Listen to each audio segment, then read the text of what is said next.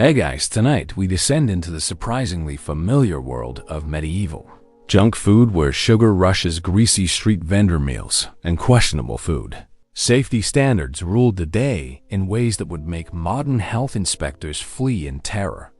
So, before you get comfortable, take a moment to like the video and subscribe, but only if you genuinely enjoy what I do here.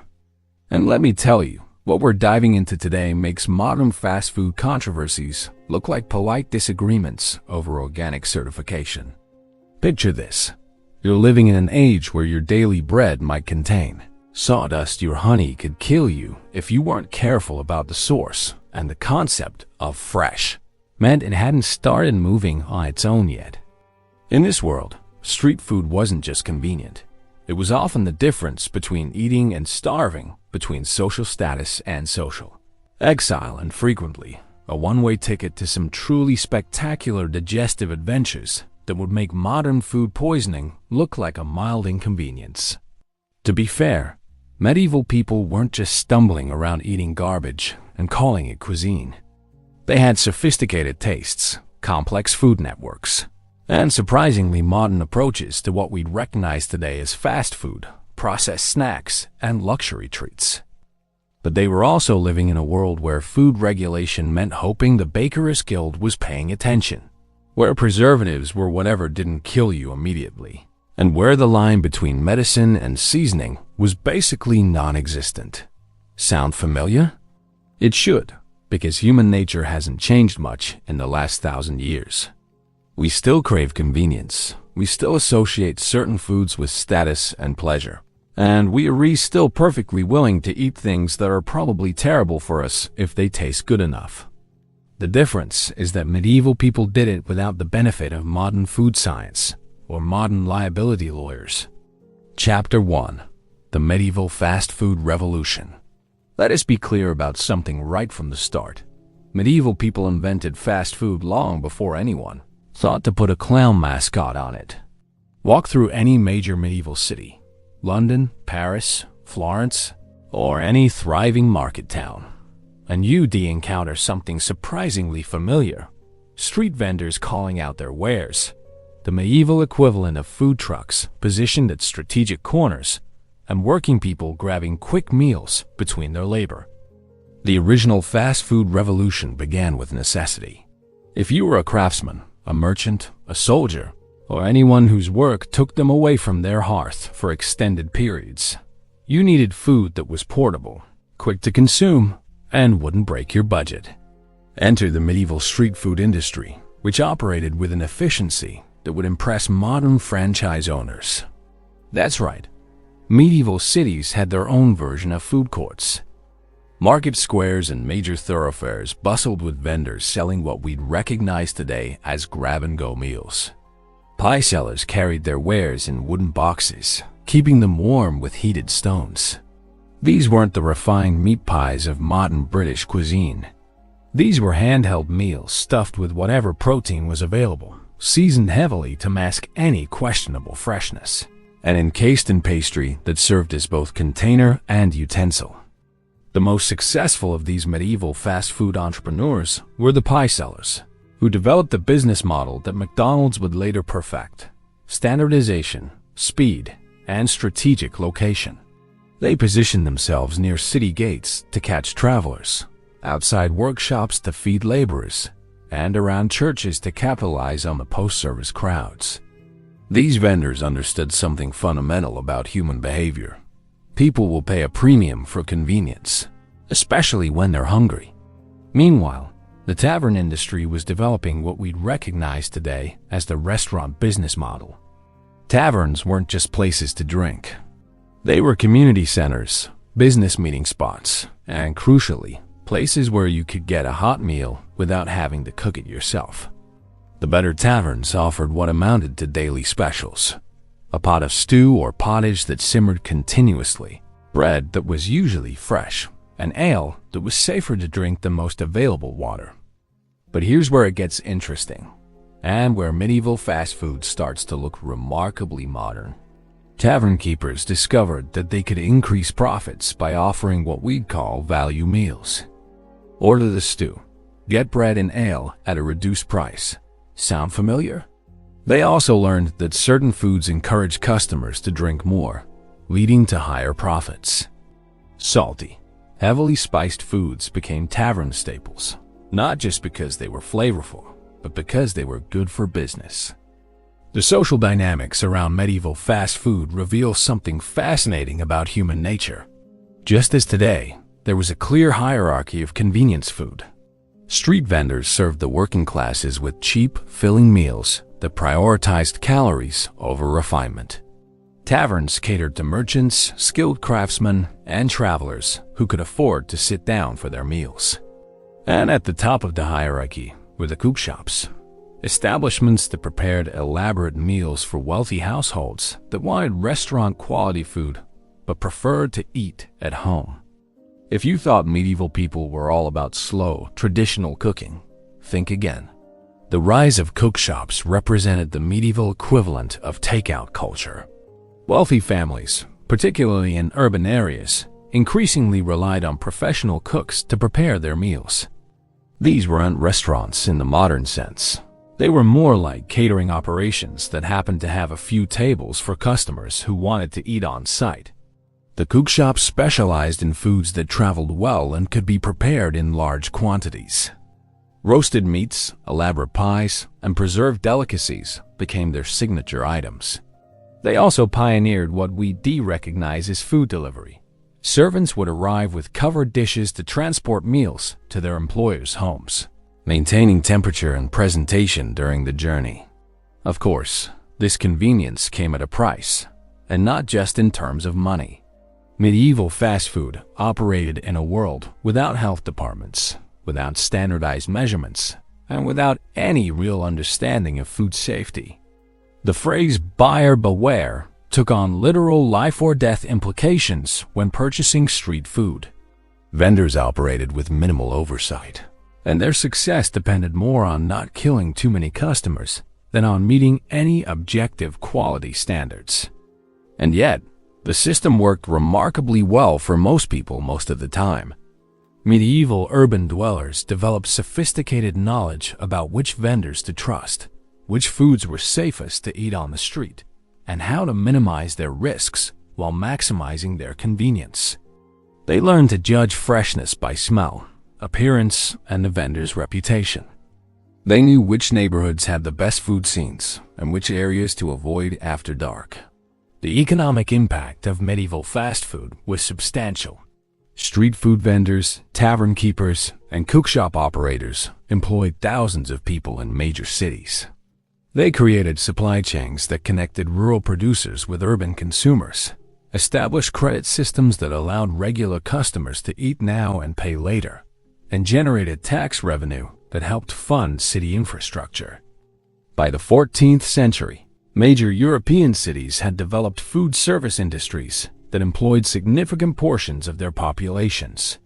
London alone had hundreds of licensed food vendors, dozens of taverns, and numerous cookshops.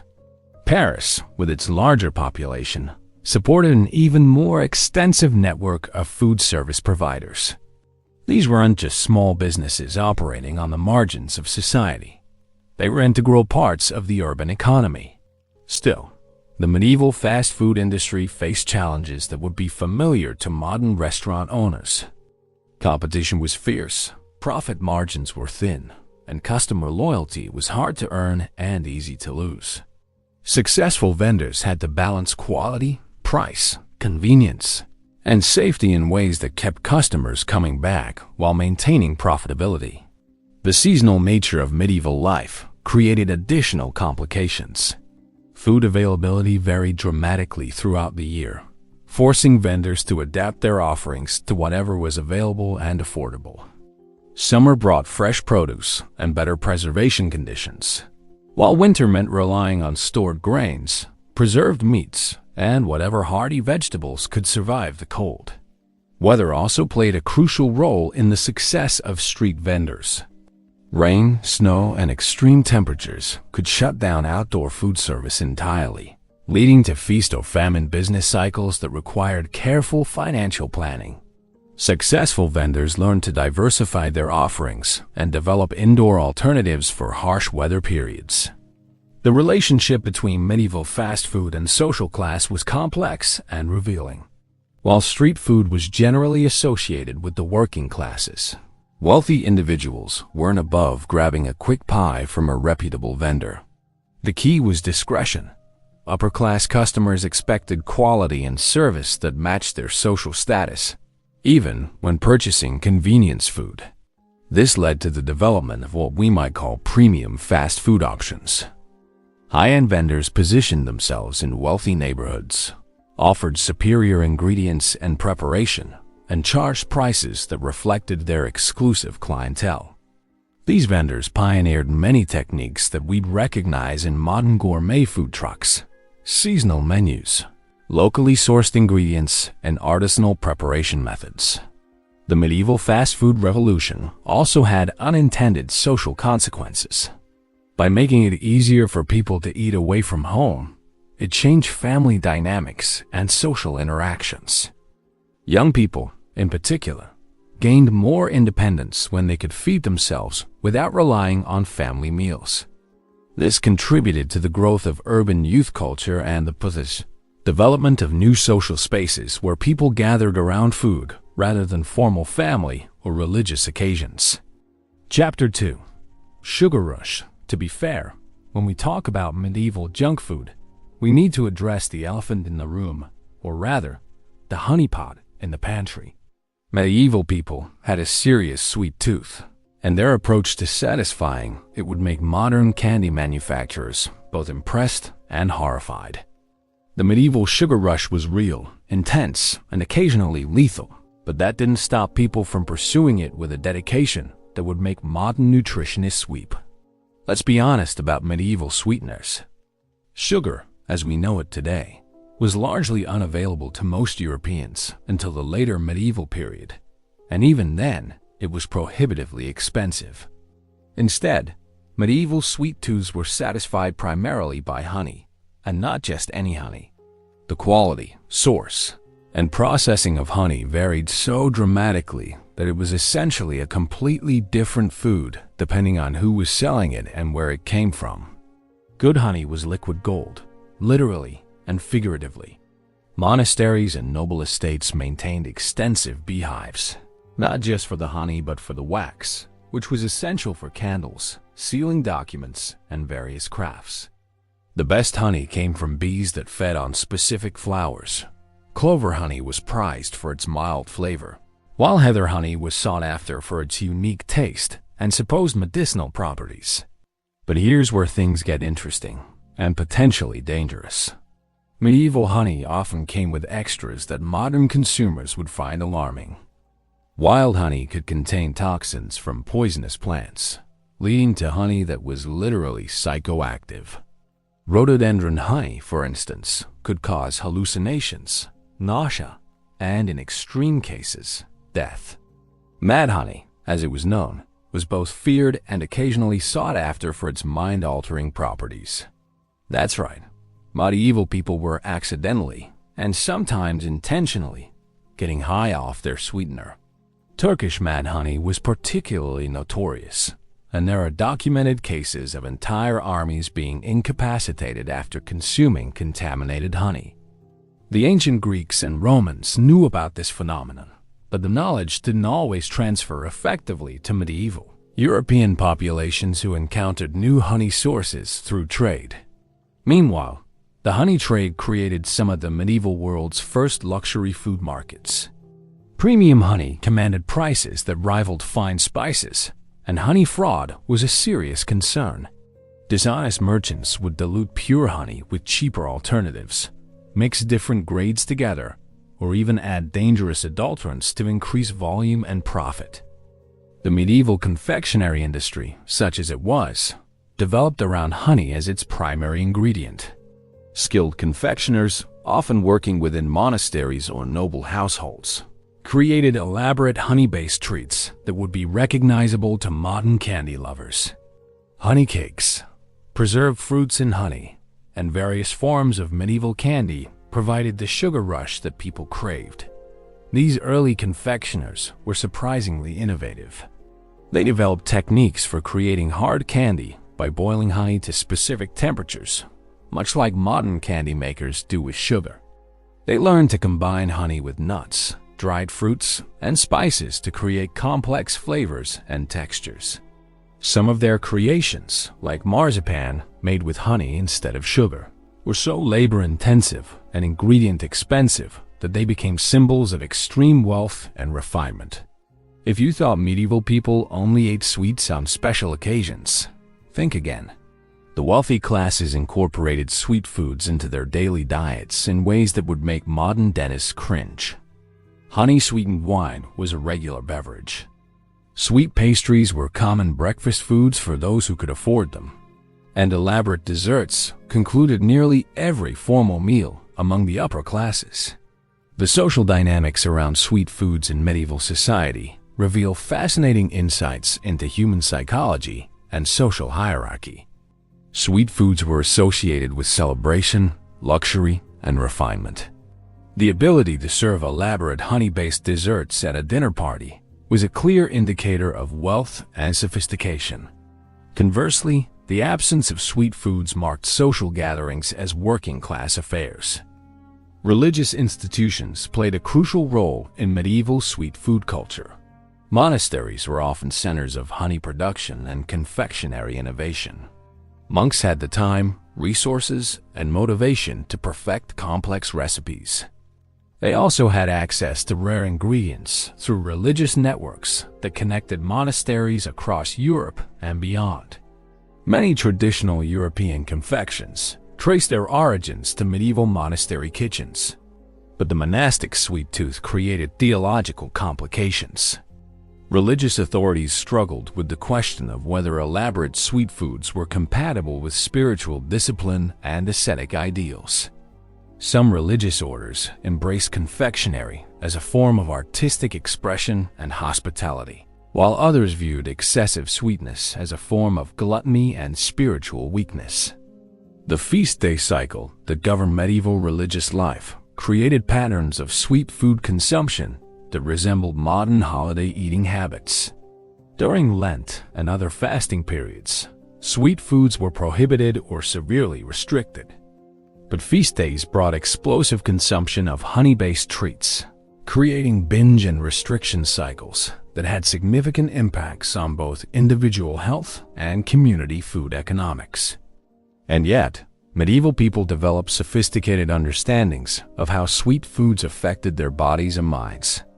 Medical texts from the period discuss honey's properties in terms that we recognize today: its energy-providing qualities, its effects on digestion, and its potential for both healing and harm.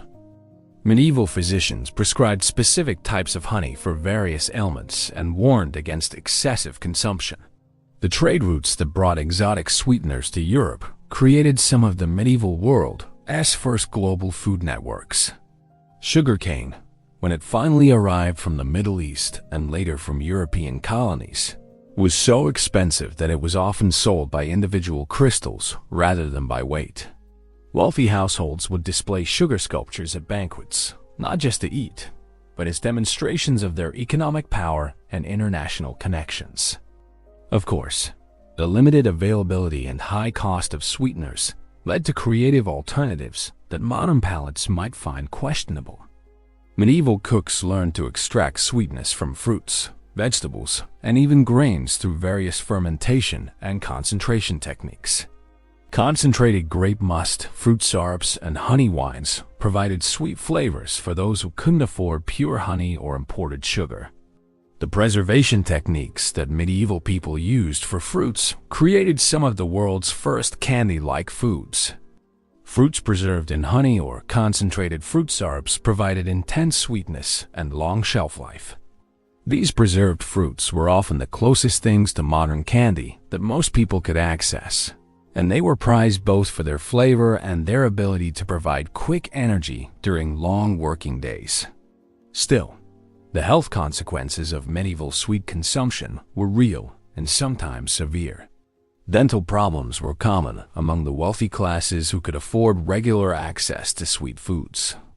Historical records describe elaborate and often painful dental treatments that were necessary to address the tooth decay that resulted from honey-heavy diets. Ironically, the poor, who had less access to sweets, often had better dental health than their wealthy contemporaries. The seasonal availability of honey and other sweeteners created patterns of consumption that matched the agricultural calendar. Spring brought fresh honey from the first harvest of the year. Summer provided access to fresh fruits that could be preserved in honey for later consumption. Fall was the season for major honey harvesting and the creation of preserved sweet foods that would last through winter. By the later medieval period, the increasing availability of sugar began to change sweet food culture in fundamental ways. Sugar's different chemical properties allowed for new types of confections that weren't possible with honey alone. Sugar could be refined to different levels of purity, creating different flavors and textures. It could be combined with other ingredients in ways that honey couldn't match. Meanwhile, the social implications of this sweetener transition were profound. As sugar became more available, though still expensive, it began to democratize access to sweet foods. While still luxury items, sugar-based confections were within reach of more people than the ultra-expensive honey treats had been. This created new markets, new social dynamics, and new patterns of consumption that would eventually lead to the modern candy industry. Chapter 3. Bread. Glorious bread. Sound familiar when I mentioned that medieval people had strong opinions about bread? It should, because bread politics haven't changed much in 1,000 years. We've just replaced medieval guild regulations with modern gluten-free debates and artisanal sourdough arguments. But medieval bread culture was simultaneously more democratic and more treacherous than anything we experience today. Let us be clear about one thing. Bread wasn't just food in medieval society. It was currency, status symbol, political weapon, and the difference between life and death all rolled into one carbohydrate-heavy package. The phrase breaking bread carried literal weight when bread represented the largest single expense in most families' budgets and the most reliable source of daily calories. White bread was the medieval equivalent of driving a luxury car. The whiter the bread, the higher your social status, and the more money you clearly had to waste on unnecessary refinement. This wasn't just about taste preferences. White bread required expensive processing, premium wheat, and skilled bakers who knew how to remove all the nutritious parts that made bread, well, nutritious. The irony here would be hilarious if it weren't so tragic. Medieval wealthy classes literally paid extra to remove the fiber, nutrients, and flavor from their bread, leaving behind a product that was essentially empty calories wrapped in social prestige. Meanwhile, the poor ate dark, coarse bread that was packed with nutrients, fiber, and complex flavors and apologized for it. That's right. Medieval people managed to create a system where the healthiest bread was considered peasant food, while the least nutritious bread was a luxury item. This wasn't ignorance. This was social engineering through carbohydrates. White bread was expensive because it was wasteful. And it was prestigious precisely because it demonstrated that you could afford to waste money on inefficient food processing. But here's where medieval bread culture gets really interesting and really sketchy. The guild system that regulated bread production created quality standards that were both more rigorous and more easily corrupted than anything we have today. Bakers' guilds controlled who could bake bread, where they could sell it, what ingredients they could use, and how much they could charge. In theory, this protected consumers from fraud and ensured consistent quality. In practice, it created opportunities for spectacular corruption and creative corner-cutting. Medieval bakers discovered every possible way to increase profits while technically meeting guild regulations. They learned to add cheaper grains to wheat flour without detectably changing the bread's appearance. They developed techniques for making small loaves look larger through clever shaping and air incorporation. They mastered the art of selling day-old bread as fresh by strategic placement and lighting in their shops. If you thought modern food additives were concerning, consider what medieval bakers used to improve their products. Chalk was commonly added to make bread whiter and heavier. Clay improved texture and increased weight. Sand provided bulk without significantly changing taste. Various plant fibers replaced more expensive wheat flour. Some of these additives were relatively harmless. Others were slowly poisoning entire populations. The most egregious example of medieval food fraud involved alum, a chemical compound that made bread whiter and helped it rise better. Alum was toxic in large quantities, but its effects were gradual and not immediately obvious. Bakers who used alum could produce superior-looking bread at lower costs, giving them significant competitive advantages over honest competitors. The cumulative health effects were serious, but the immediate profits were irresistible. And yet, the medieval bread industry also produced innovations that we still use today. Professional bakers developed sourdough starters that could last for decades, passing them down through generations of bread makers. They created specialized ovens that could bake dozens of loaves simultaneously while maintaining consistent temperatures. They invented distribution systems that could deliver fresh bread to customers throughout large cities. The relationship between medieval bakers and their customers was complex and occasionally adversarial. Customers knew that bakers were likely cheating them in various ways, that they needed bread and couldn't realistically make it themselves in urban environments. Bakers knew that customers suspected fraud, but they also knew that customers had limited alternatives and would continue buying bread regardless. This led to elaborate systems of bread inspection and quality control that resembled modern consumer protection agencies. Cities employed bread inspectors whose job was to verify that bakers were meeting guild standards and charging fair prices. These inspectors had the authority to confiscate substandard bread, fine dishonest bakers, and in extreme cases, ban repeat offenders from the profession. Meanwhile, the seasonal variations in grain quality created boom and bust cycles in the bread industry that affected entire economies. Good harvest years brought cheap, abundant bread and general prosperity. Poor harvests led to expensive, scarce bread and social unrest. The price of bread was so closely tied to political stability that governments regularly intervened in grain markets to prevent bread riots. The great bread riots of medieval Europe weren't just about hunger. They were about justice, fairness, and the social contract between rulers and subjects. When bread became unaffordable, people didn't just starve quietly. They took to the streets, attacked granaries, and sometimes overthrew governments. Bread prices were political thermometers that measured social tension and economic stability.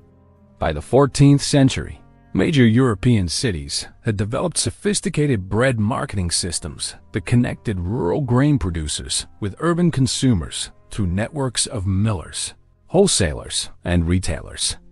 These systems were remarkably efficient when they worked properly, but they were also vulnerable to disruption from wars, weather, and economic manipulation. Of course, not all bread was created equal, and medieval consumers developed sophisticated knowledge about different types of bread and their appropriate uses. Manchet bread was the finest white bread, reserved for the wealthy and special occasions. Maslin bread combined wheat and rye for a middle-class option that balanced cost and quality. Brown bread was the daily staple for working people, made from whatever grains were available and affordable. The regional variations in medieval bread culture reflect local agricultural conditions, cultural preferences, and economic realities. Northern European cities, with their harsh climates and limited wheat production, developed bread traditions based on rye, barley, and oats. Southern European cities, with better growing conditions for wheat, created more refined bread cultures that emphasized white bread and complex flavors. Still, the most important innovation in medieval bread culture wasn't technical, it was social. The development of commercial bakeries allowed for specialization and efficiency that individual household baking couldn't match. Professional bakers could afford better ovens, buy ingredients in bulk, and develop skills that casual home bakers couldn't compete with. This freed urban families from daily bread-making labor and created more time for other economic activities. The environmental impact of medieval bread production was substantial and often problematic. Cities required enormous quantities of fuel to power bakery ovens, leading to deforestation around major urban centers. The waste products from grain processing, bran, chaff, and inferior grains created disposal problems that cities struggled to manage. Water pollution from grain processing and bread production affected urban water supplies. The international trade in grain and bread-making technology connected medieval Europe to markets and innovations from across the known world. Techniques for growing, processing, and baking grains spread along trade routes, creating cross-cultural exchanges that enriched bread traditions throughout Europe. Islamic agricultural innovations, Asian grain varieties, and African processing techniques all influenced European bread culture. The preservation of bread for long-term storage created some of medieval Europe's most durable food products. Hardtack, ship's biscuit, and other long-lasting bread products enabled long-distance travel, military campaigns, and survival during sieges or famines. These products weren't delicious, but they were reliable sources of calories that could last for months or even years when properly stored. The religious significance of bread in Christian culture added spiritual dimensions to medieval bread, consumption that went far beyond simple nutrition. The Eucharist gave bread sacred meaning, while religious fasting regulations created complex rules about when, how, and what types of bread could be consumed. This religious overlay influenced every aspect of medieval bread culture, from production techniques to consumption patterns. Chapter 4. Preserved Proteins. Meanwhile, let's talk about medieval meat. And I use the term meat somewhat loosely here, because what medieval people considered acceptable protein sources would make modern food safety inspectors quit their jobs and become accountants. The medieval approach to meat preservation, processing, and consumption was equal parts ingenious and absolutely terrifying, often within the same meal. To be fair, medieval people didn't have refrigeration, so they developed preservation techniques that were both necessary for survival and occasionally lethal in application. Salt curing, smoking, drying, and fermentation weren't just food preparation methods. They were the difference between eating protein and watching your expensive meat investment rot into expensive compost. Let's be honest about medieval sausages, which were basically the original processed meat and the direct ancestors of every questionable hot dog you've ever eaten at a gas station. Medieval sausage makers were creative in ways that would make modern food scientists weep with admiration and health inspectors weep with horror. They took scraps, offal, blood, fat, and whatever animal parts were available, mixed them with salt and spices, stuffed the mixture into cleaned intestines, and created products that could last for months. The beauty of medieval sausage making was its efficiency. Nothing was wasted. Organs that modern consumers won't touch became delicacies. Blood became pudding. Intestines became casing. Fat became preservation medium. It was nose-to-tail eating before anyone called it that, driven by economic necessity rather than culinary philosophy. But here is where medieval sausage culture gets really interesting. Different regions developed signature sausages that reflected local tastes, available ingredients, and preservation challenges. Italian sausage makers perfected techniques that we still use today. German regions developed distinct sausage traditions that created regional identities. Spanish chorizo emerged from the intersection of local spices and preservation needs. That's right, medieval people were essentially running the world's first processed meat laboratories, experimenting with different combinations of meat, fat, salt, spices, and fermentation techniques. They discovered that certain spice combinations didn't just improve flavor. They also inhibited bacterial growth and extended shelf life. Many traditional sausage recipes survive today because they successfully balance taste, preservation, and safety. The social hierarchy of medieval meat consumption reveals fascinating insights into economic inequality and social pretension. Fresh meat was a luxury that only the wealthy could afford regularly. Preserved meats were middle-class staples. The poor often went without meat entirely, except during special occasions or when they could afford scraps and organ meats that the wealthy discarded. And yet, the medieval meat trade created some surprisingly modern business practices. Specialized butchers developed brand recognition for their products. Meat processors created supply chains that connected rural producers with urban consumers. Preserved meat merchants established distribution networks that covered hundreds of miles, bringing regional specialties to distant markets. If you thought medieval people were casual about food safety, you're absolutely right. And it killed people regularly. The line between aged and spoiled was determined by smell, appearance, and personal risk tolerance rather than scientific understanding of bacterial contamination. People died from eating contaminated meat, but they also died from not eating enough protein. So the risk-reward calculation was complicated. The preservation techniques that medieval people used for meat created flavor profiles that we've largely lost in the modern world. Long salt curing produced complex, concentrated flavors that can't be replicated with modern quick processing methods. Smoking with specific wood types imparted flavors that varied by region and season. Fermentation created meat products with tastes and textures that modern palates might find challenging but were perfectly normal to medieval consumers.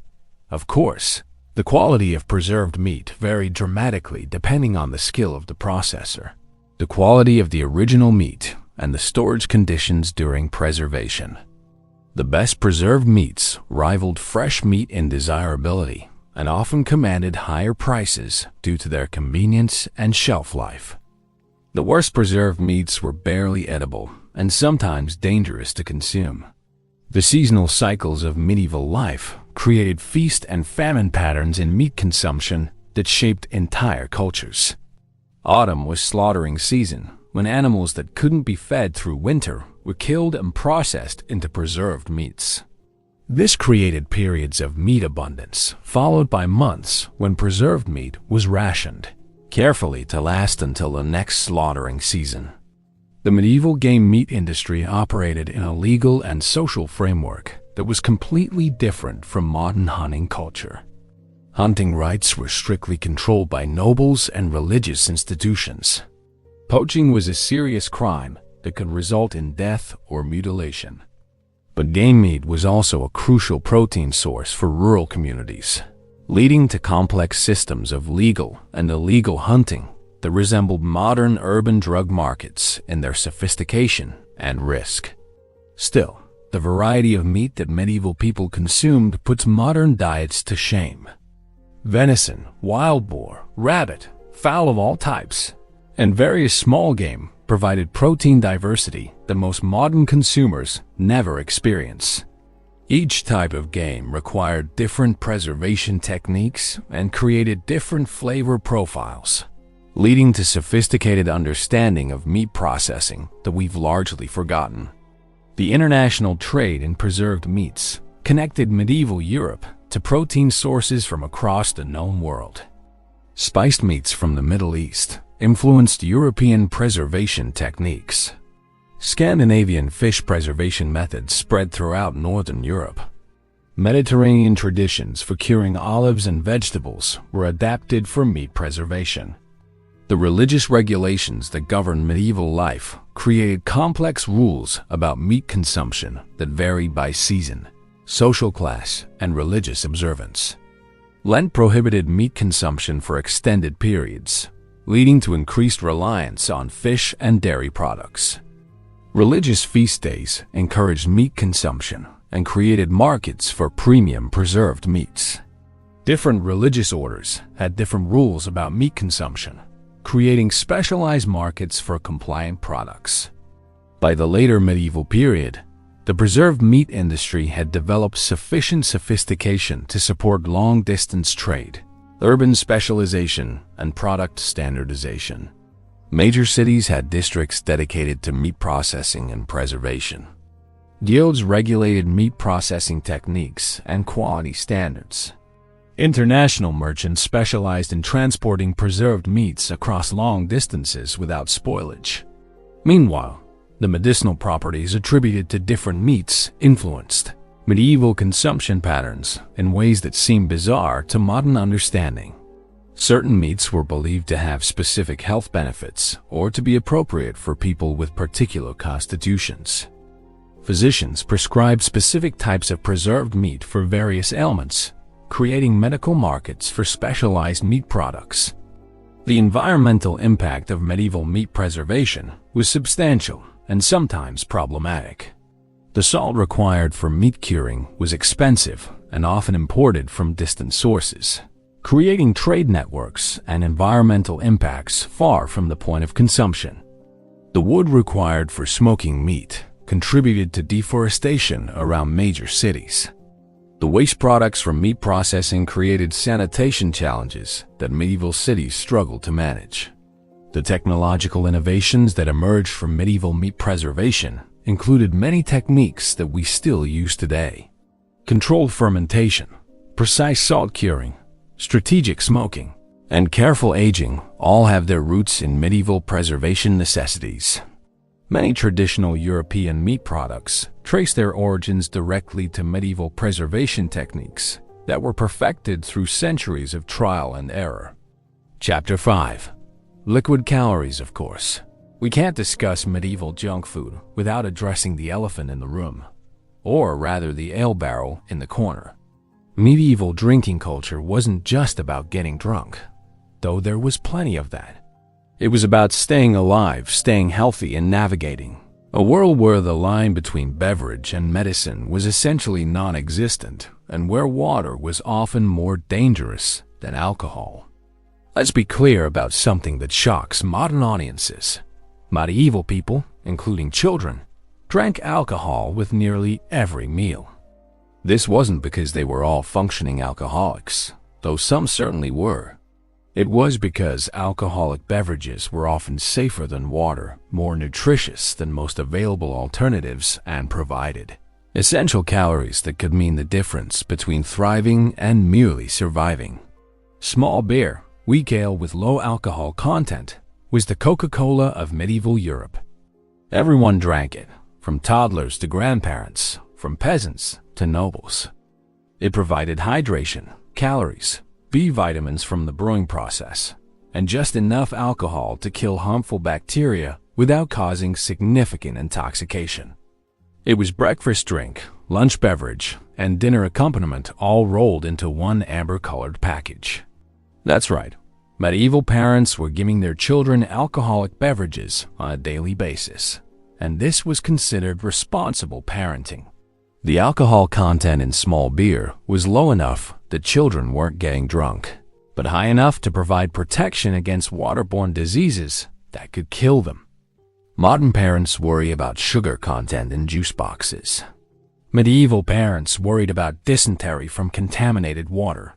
The brewing industry in medieval cities was massive, sophisticated, and surprisingly regulated. Major cities had hundreds of licensed brewers, elaborate quality control systems, and complex distribution networks that rivaled modern beverage industries. Brewing guilds controlled who could brew, what ingredients they could use, and how much they could charge. The best brewers became wealthy and influential citizens whose products were sought after throughout entire regions. But here's where medieval drinking culture gets really interesting. The social rituals around alcohol consumption were elaborate, meaningful, and occasionally lethal. Drinking wasn't just about consuming calories or staying hydrated.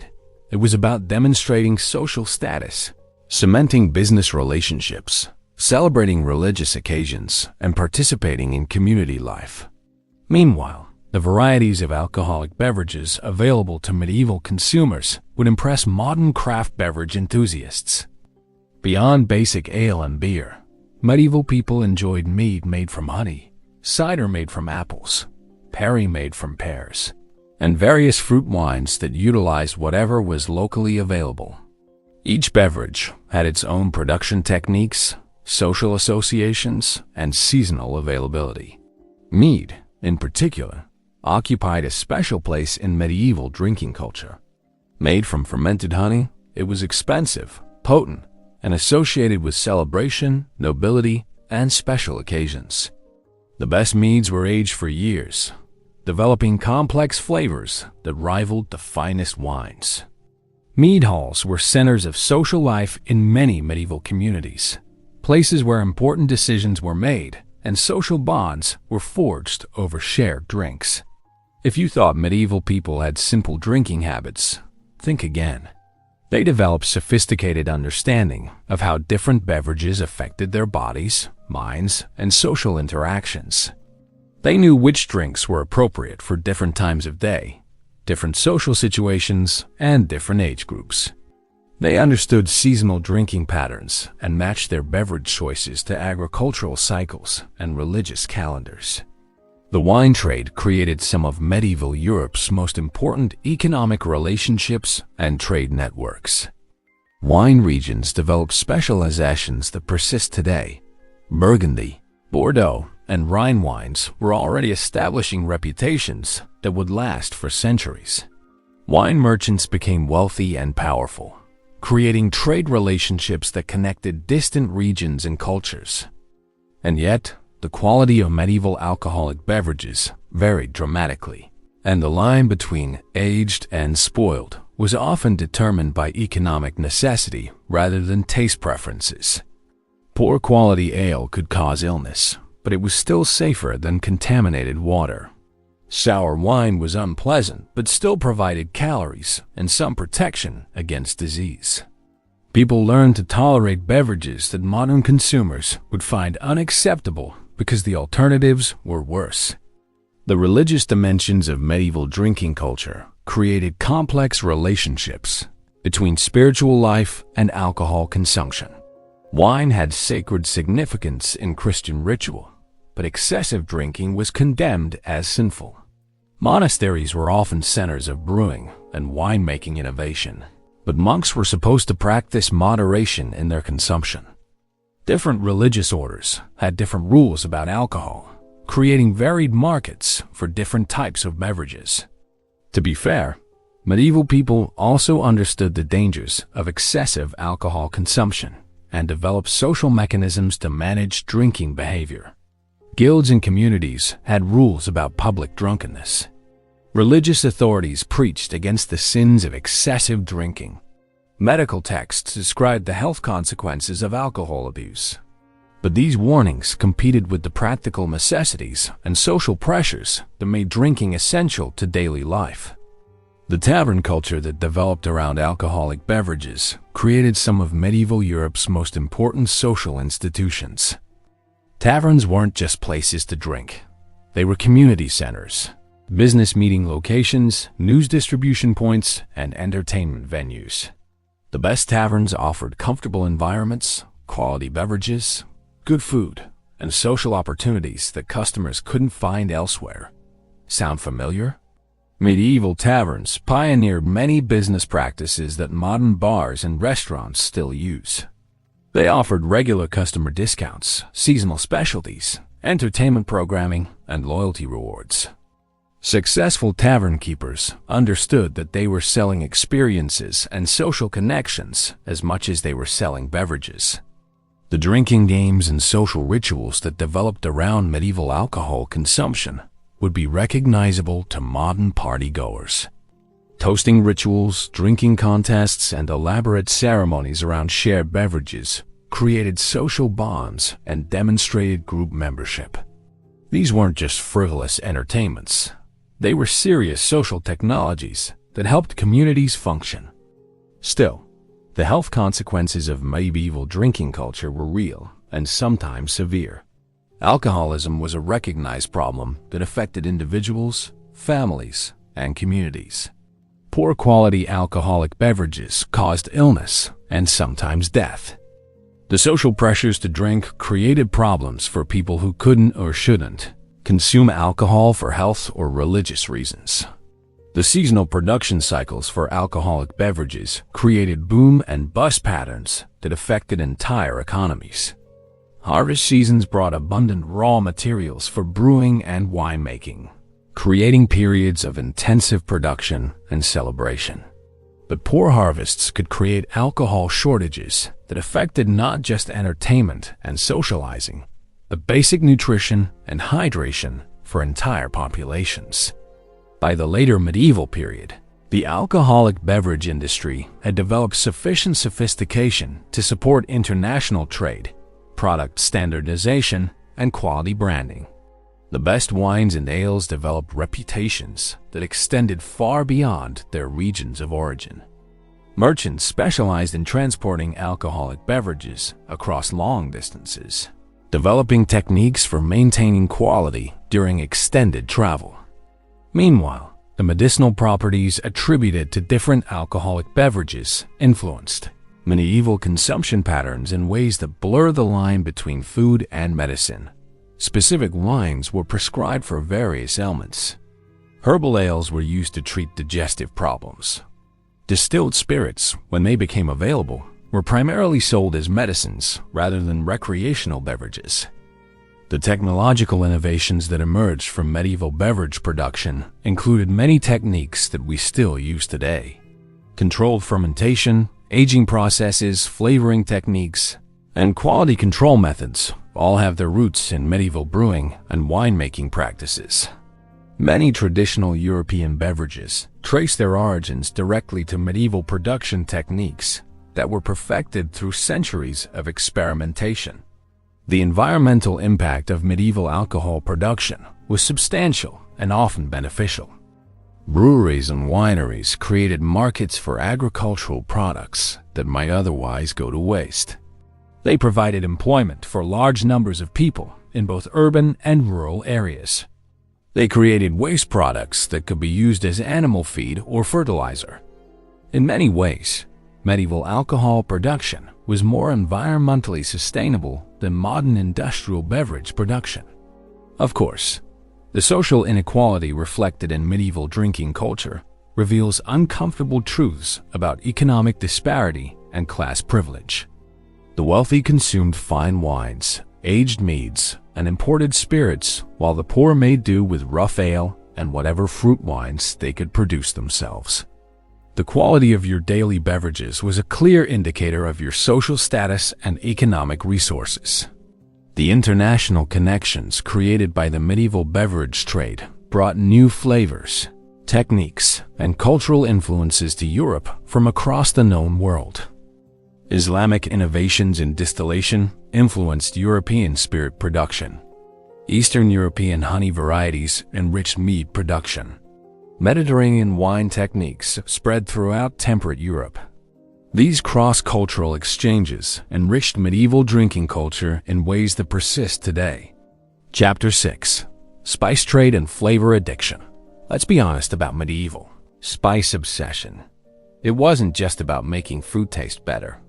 It was about demonstrating wealth, preserving food, treating illness, and occasionally achieving states of consciousness that would make modern recreational drug users jealous.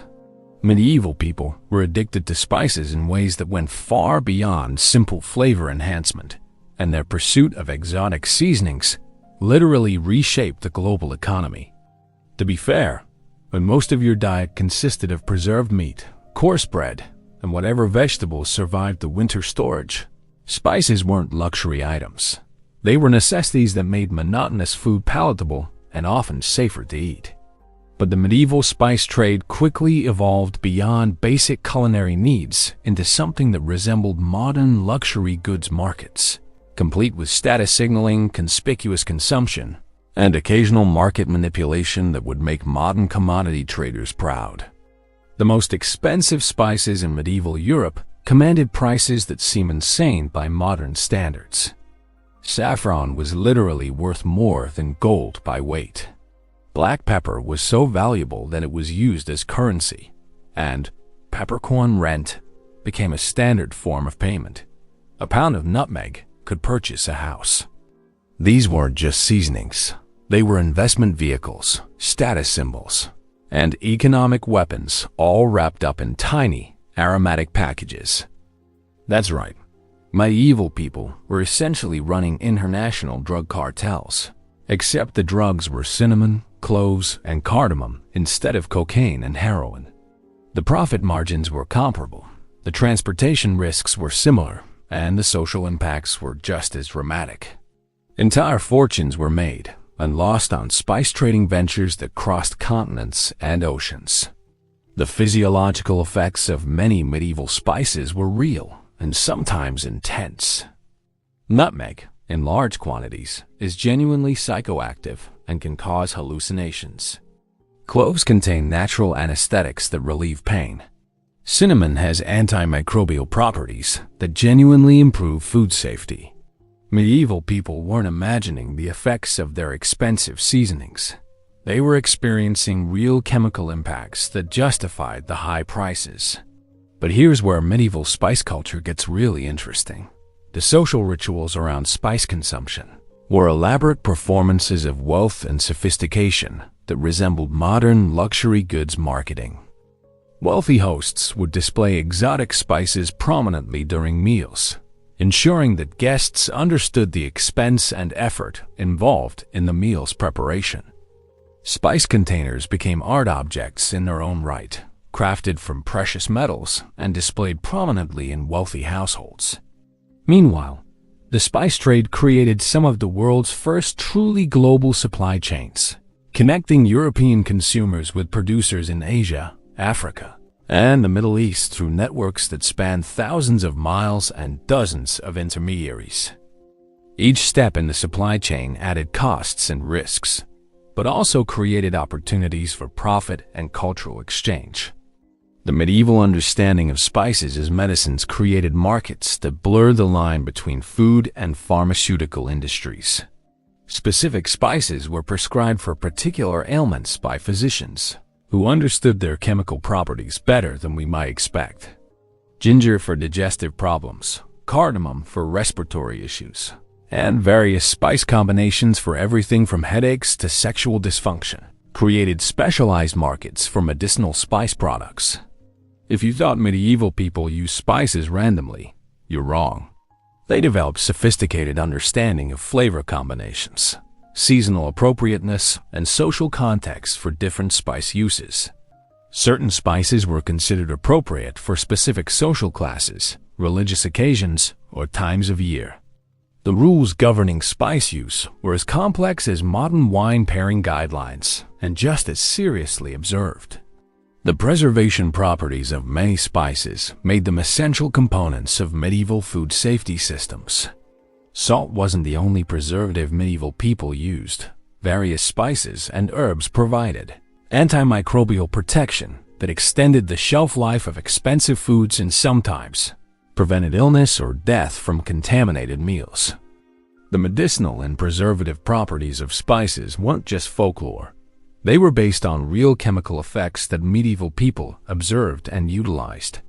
And yet, the medieval spice trade was also rife with fraud, adulteration, and creative corner cutting that would make modern food safety regulators weep. Expensive spices were routinely diluted with cheaper alternatives, mixed with dangerous additives to increase weight, or replaced entirely with locally produced substitutes that resembled the real thing. Buyers developed sophisticated knowledge about how to detect spice fraud, but sellers were equally sophisticated in their deception techniques. The regional variations in medieval spice use reflect local trade relationships, cultural preferences, and economic realities that created distinct culinary traditions. Northern European cities, with limited access to exotic spices, developed flavor traditions based on locally available herbs and seasonings. Mediterranean cities, with better access to international trade routes, created more spice-heavy cuisines that influenced regional identities. Of course, The environmental impact of the medieval spice trade was enormous and often problematic. The demand for exotic spices encouraged agricultural practices and producing regions that sometimes caused environmental damage. The transportation networks required for spice trading created pollution and resource consumption that affected ecosystems along trade routes. The wealth generated by spice trading led to political changes that affected entire regions and cultures. The religious dimensions of medieval spice use created complex relationships between spiritual life and sensory pleasure. Some religious authorities viewed elaborate spice use as vanity and spiritual weakness, while others embraced spices as gifts from God that enhanced human appreciation of divine creation. Different religious traditions had different rules about spice consumption during fasting periods, creating varied markets for different spice products. Still, the most important innovation in medieval spice culture wasn't technical, it was social. The development of spice markets in major cities allowed for specialization, quality control, and price stability that individual importers couldn't provide. Professional spice merchants developed expertise in identifying, storing, and preparing spices that casual users couldn't match. This created more reliable access to quality spices and reduced the risks associated with spice purchases. The international trade in spices created cultural exchanges that went far beyond simple commerce. Spice merchants brought not just products, but also knowledge, techniques, and cultural practices from distant regions. Recipe traditions, cooking methods, and food customs spread along spice trade routes, creating fusion cuisines and cultural innovations that enriched European food culture. By the later medieval period, the spice trade had developed sufficient sophistication to support product standardization, quality branding, and consumer protection systems. The best spice merchants developed reputations for quality and reliability that extended throughout Europe. Spice guilds regulated quality standards and business practices.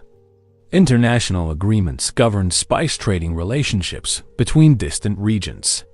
Meanwhile, the development of alternative spice sources and transportation routes gradually democratized access to exotic seasonings. As new trade routes opened and production expanded, spices that had once been available only to the wealthy became accessible to middle-class consumers. This created new markets, new consumption patterns, and new cultural practices around spice use. The technological innovations that emerged from medieval spice trading included many techniques that we still use today.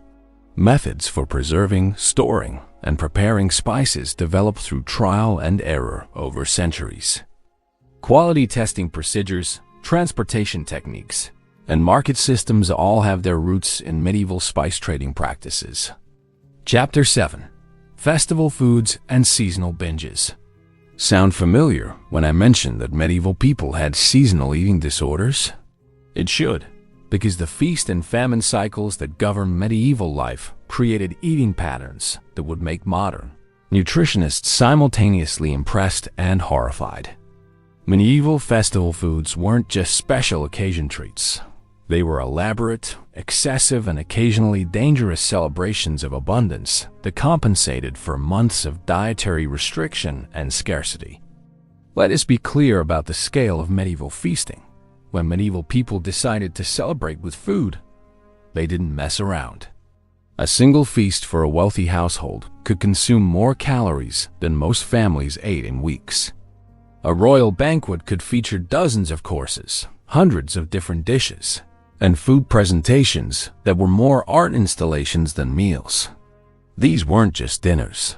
They were theatrical performances where food was the star performer.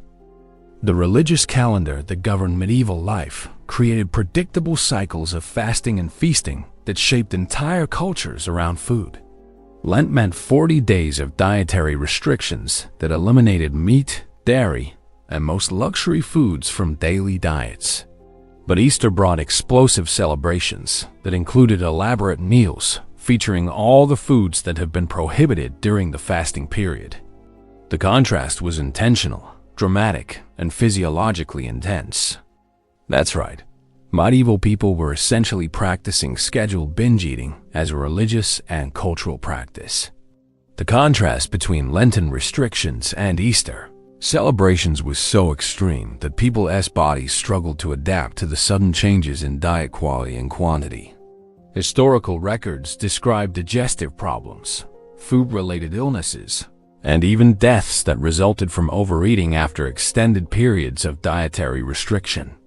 The feast day foods that medieval people prepared for special occasions included dishes that required weeks of preparation, ingredients that cost fortunes, and presentation techniques that would challenge modern professional chefs. Roasted peacocks with their feathers restored, elaborate sugar sculptures, multi-course meals with dozens of different meats, and desserts that looked like architectural projects weren't unusual for important celebrations. But here's where medieval festival food culture gets really interesting. The community aspects of feast preparation and consumption created social bonds and cultural traditions that persisted for centuries. Entire communities would collaborate on preparing festival meals, with different families contributing different dishes, skills, and labor. These weren't just meals. They were community-building exercises that reinforced social relationships and cultural identity. Meanwhile, the seasonal availability of different foods created festival traditions that reflected agricultural cycles and environmental conditions. Spring festivals celebrated the first fresh foods after winter scarcity. Summer festivals featured abundant fresh produce and dairy products. Autumn festivals centered around harvest abundance and preserved foods. Winter festivals provided comfort and celebration during the darkest, coldest months. The carnival foods that developed around medieval festivals pioneered many treats that we still associate with celebrations today. Fried doughs, sweet pastries, alcoholic beverages, and various forms of candy were developed specifically for festival consumption. These foods were often more expensive, more labor-intensive, and more indulgent than daily food, making them special both in taste and social significance. If you thought medieval people were conservative about their festival foods, think again. They developed elaborate traditions around food presentation, entertainment, and social interaction that pushed the boundaries of what was considered appropriate or even possible.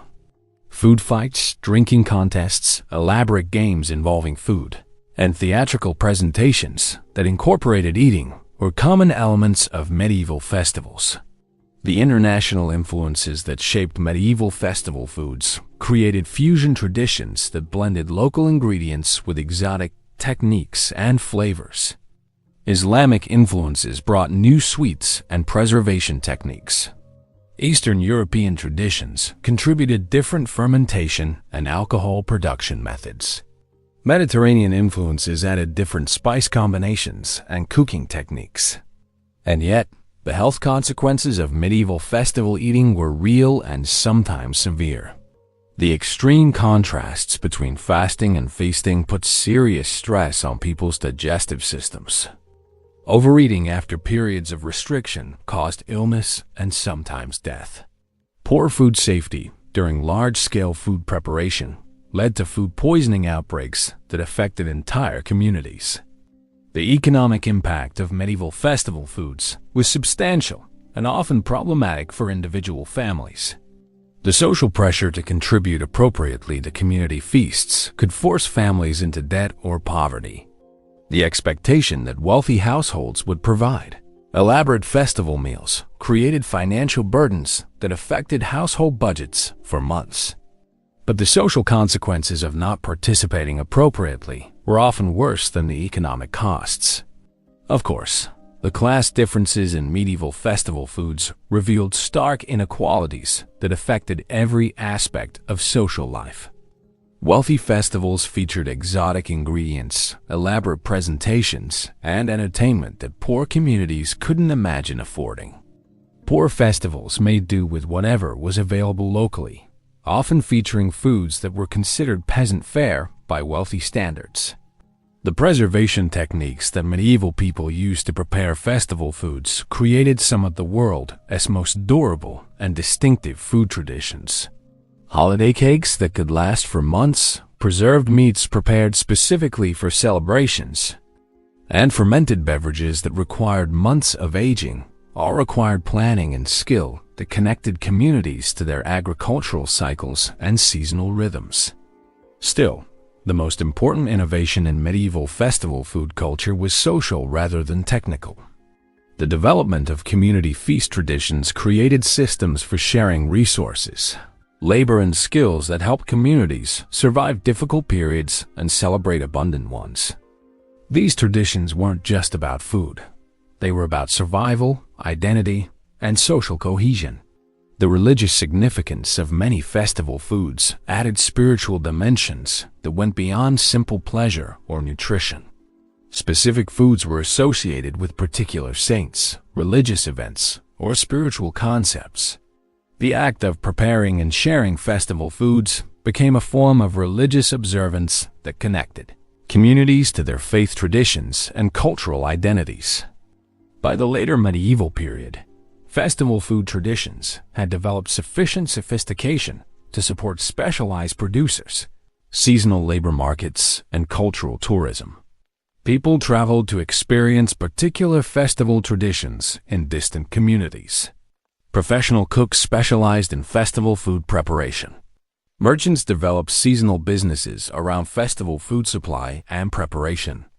Meanwhile, the documentation of festival food traditions through recipes, accounts, and cultural records created some of our most detailed insights into medieval daily life. Festival food preparations required detailed planning, careful record keeping, and cultural transmission that preserved knowledge about medieval life that might otherwise have been lost. The environmental impact of medieval festival foods was substantial, but often beneficial to local communities. Festival preparations created markets for local producers, employment for seasonal workers, and uses for agricultural products that might otherwise go to waste. The seasonal nature of festival foods matched agricultural cycles in ways that supported sustainable local food systems. Chapter 8: Food Scandals and Regulations. To be fair, when we romanticize medieval food culture, we need to acknowledge the elephant in the room, or rather, the rat droppings in the flour barrel. Medieval food production operated in a world without health departments, without scientific understanding of contamination, and without legal frameworks that could adequately protect consumers from fraud, adulteration, and occasionally lethal negligence. The dark side of medieval food culture was genuinely dark, and people died from it regularly. Let's be honest about medieval food fraud. It was pervasive, creative, and occasionally murder by other means. Bakers added sawdust to bread. Brewers diluted ale with pond water. Spice merchants sold colored sand as exotic seasonings, and meat sellers passed off diseased animals as healthy food. These were unisolated incidents or rare occurrences. They were systematic problems that affected every level of the food supply chain and every social class of consumer. The most egregious examples of medieval food fraud involve substances that we now know were genuinely toxic. Lead compounds were used to sweeten wine and enhance its appearance, slowly poisoning consumers over months or years. Mercury was used in various food preparations for its supposed medicinal properties, causing neurological damage and death.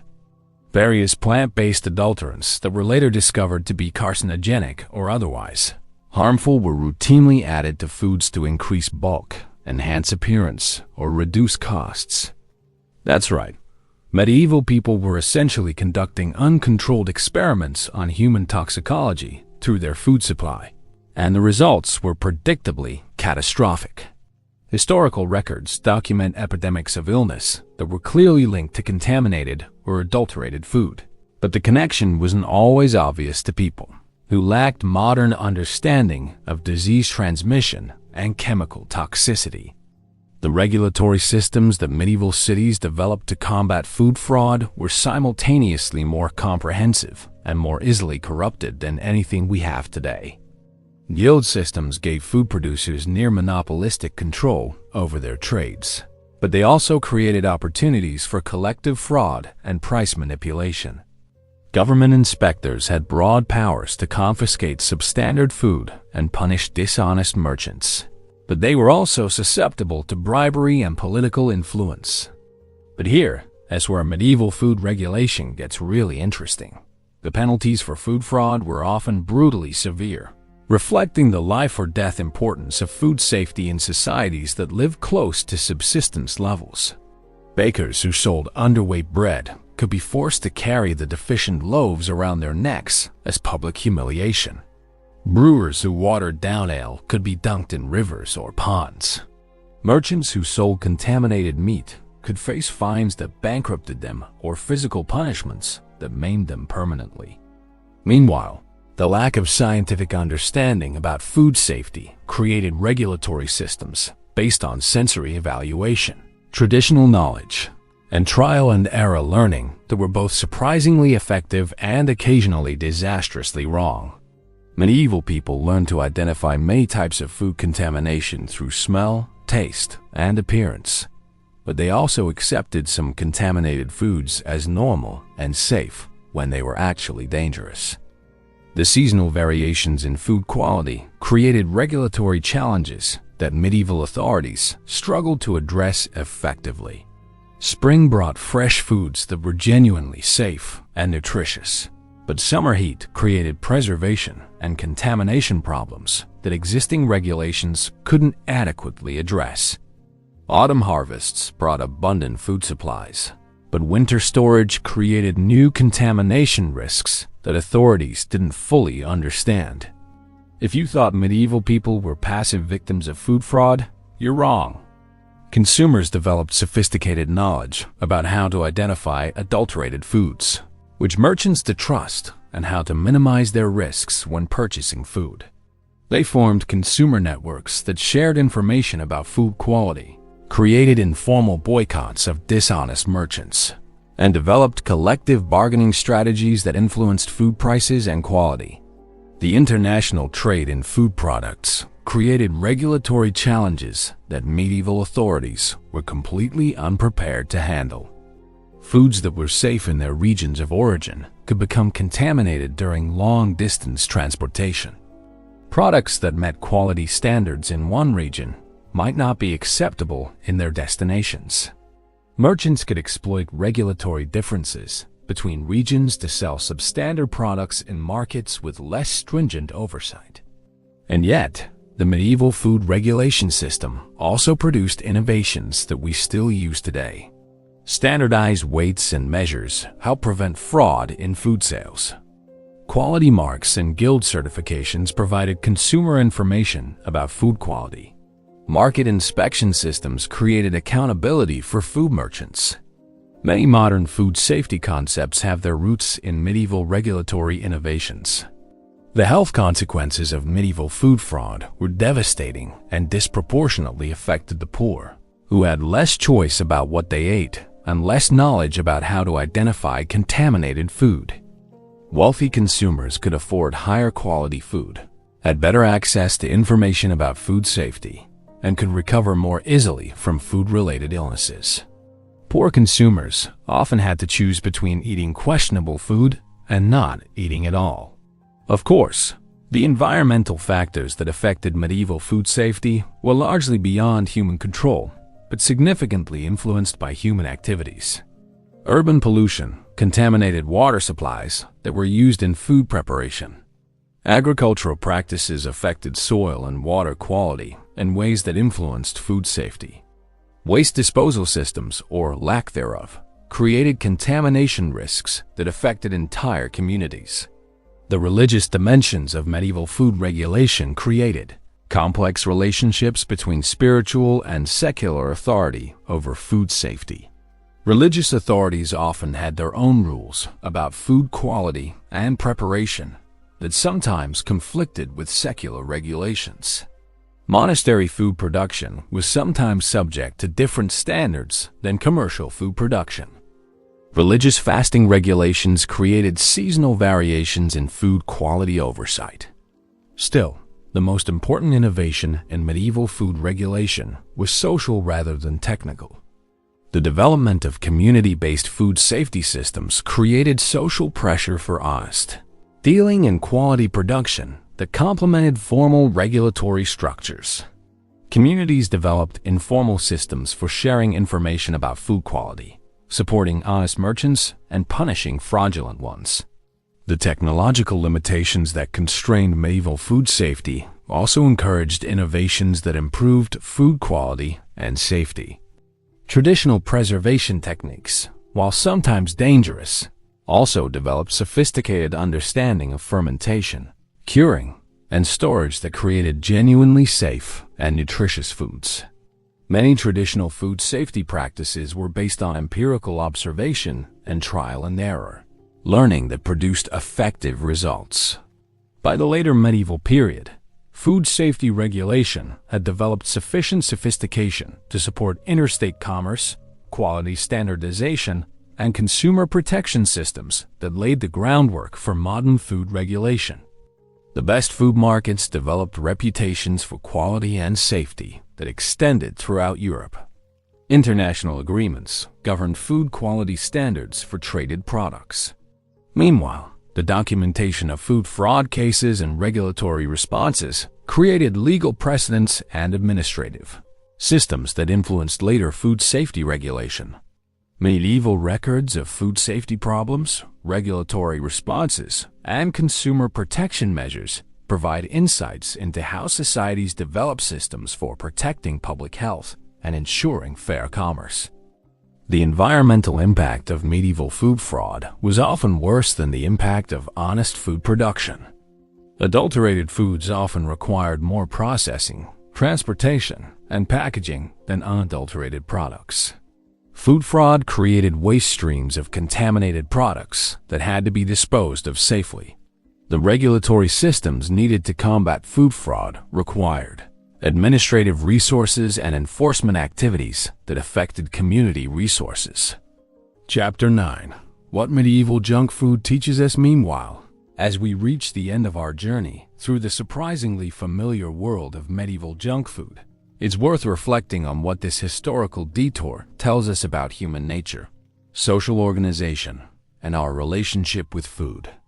Because let's be honest, the more we learn about medieval eating habits, the more we realize that human beings haven't changed as much as we'd like to think in the past 1,000 years. Let's be clear about the most important lesson from medieval food culture. Convenience, pleasure, and social signaling through food consumption aren't modern inventions. They're fundamental human behaviors that persist across centuries, technologies, and social systems. Medieval people developed fast food, processed snacks, luxury treats, and social eating rituals that would be immediately recognizable to modern consumers, albeit with different ingredients and preparation methods. The medieval obsession with sugar, spices, and exotic foods reveals something profound about human psychology and social behavior. We're apparently hardwired to crave novelty, sweetness, and complex flavors in ways that transcend cultural and historical boundaries.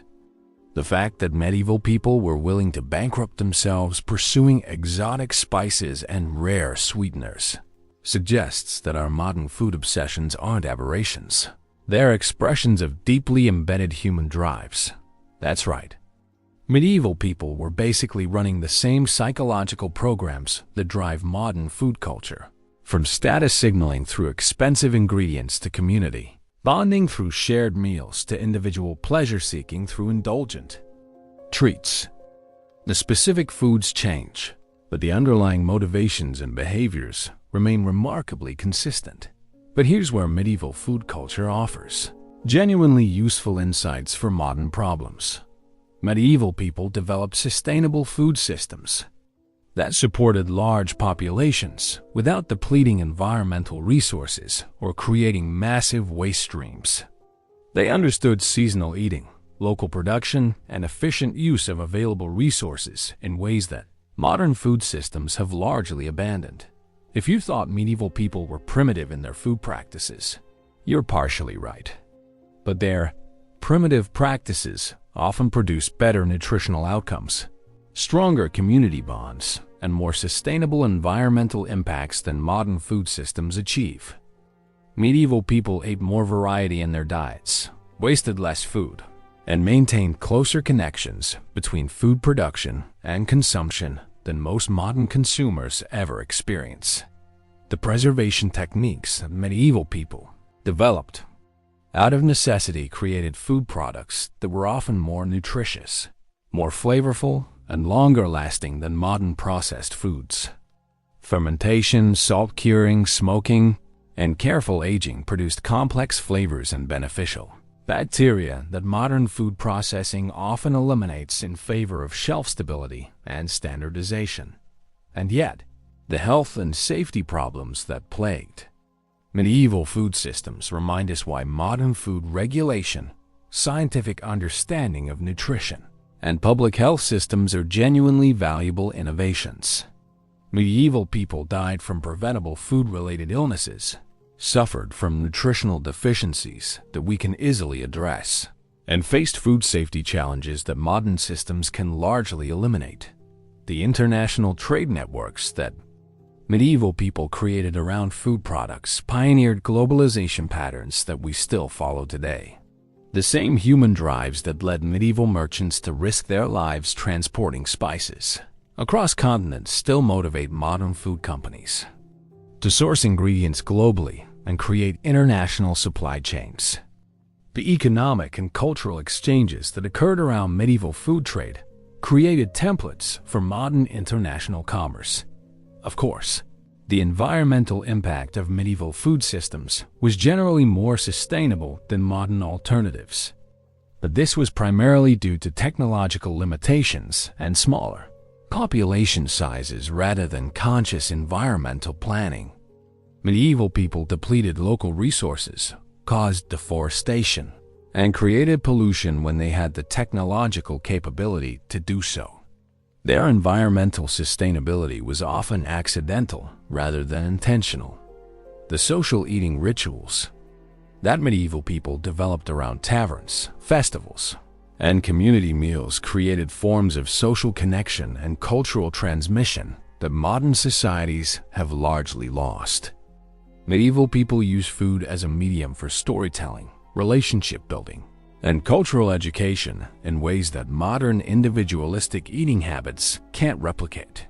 Still, the gender dynamics, class inequalities, and social hierarchies that medieval food culture reinforced remind us that traditional food systems weren't necessarily more equitable or just than modern alternatives. Medieval food culture reflected and reinforced social inequalities that caused real suffering and limited human potential in ways that modern systems, for all their flaws, have largely improved upon. The religious and spiritual dimensions of medieval food culture created meaningful connections between daily sustenance and larger questions of purpose, community, and transcendence that modern secular food culture often lacks. Medieval people understood eating as a sacred act that connected them to divine creation, community welfare, and seasonal cycles in ways that enriched their daily experiences. By examining medieval food culture, honestly, acknowledging both its innovations and its problems, we can develop more nuanced perspectives on modern food challenges and opportunities. Medieval people faced resource constraints, technological limitations, and social pressures that forced them to develop creative solutions to food problems. Some of those solutions are still relevant today, while others remind us why modern innovations were necessary. Meanwhile, the human stories embedded in medieval food culture, the enterprising street vendors, the creative preservation specialists, the community feast organizers, the international spice traders, remind us that food systems are always about people making decisions, taking risks, and trying to improve their lives and their communities. The same human creativity, ambition, and care that drove medieval food innovation continues to drive modern food culture. The technological innovations that emerged from medieval food necessities, fermentation techniques, Preservation methods, cooking technologies, distribution systems laid foundations for modern food systems that we often take for granted. Medieval people solved problems that modern food systems still grapple with, often with remarkable ingenuity and effectiveness. Sound familiar when I point out that medieval food culture was simultaneously more sustainable and more dangerous, more community-oriented and more hierarchical, more creative and more limited than modern alternatives? It should, because these contradictions reflect the complexity of human social systems and the difficulty of making simple judgments about historical versus contemporary practices. Let's be honest about what medieval food culture really teaches. US. Human beings are remarkably adaptable, creative, and resilient when faced with constraints and challenges. Medieval people created rich, complex, and often delicious food cultures despite technological limitations, resource constraints, and social systems that seem restrictive to modern perspectives. They found ways to create pleasure, community, and meaning through food despite circumstances that would challenge modern consumers. The lesson isn't that we should return to medieval food practices. Many of those practices were genuinely problematic, and some were dangerous.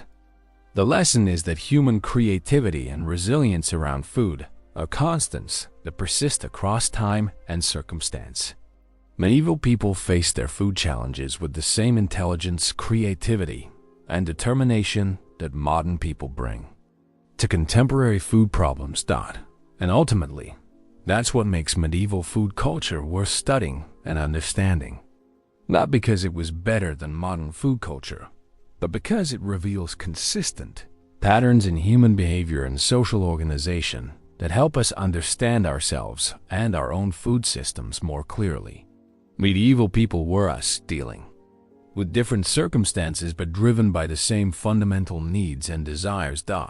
So the next time you grab fast food, indulge in luxury ingredients, or share a meal with your community, remember that you're participating in traditions that stretch back centuries and connect you to countless generations of people who faced similar choices and made similar decisions.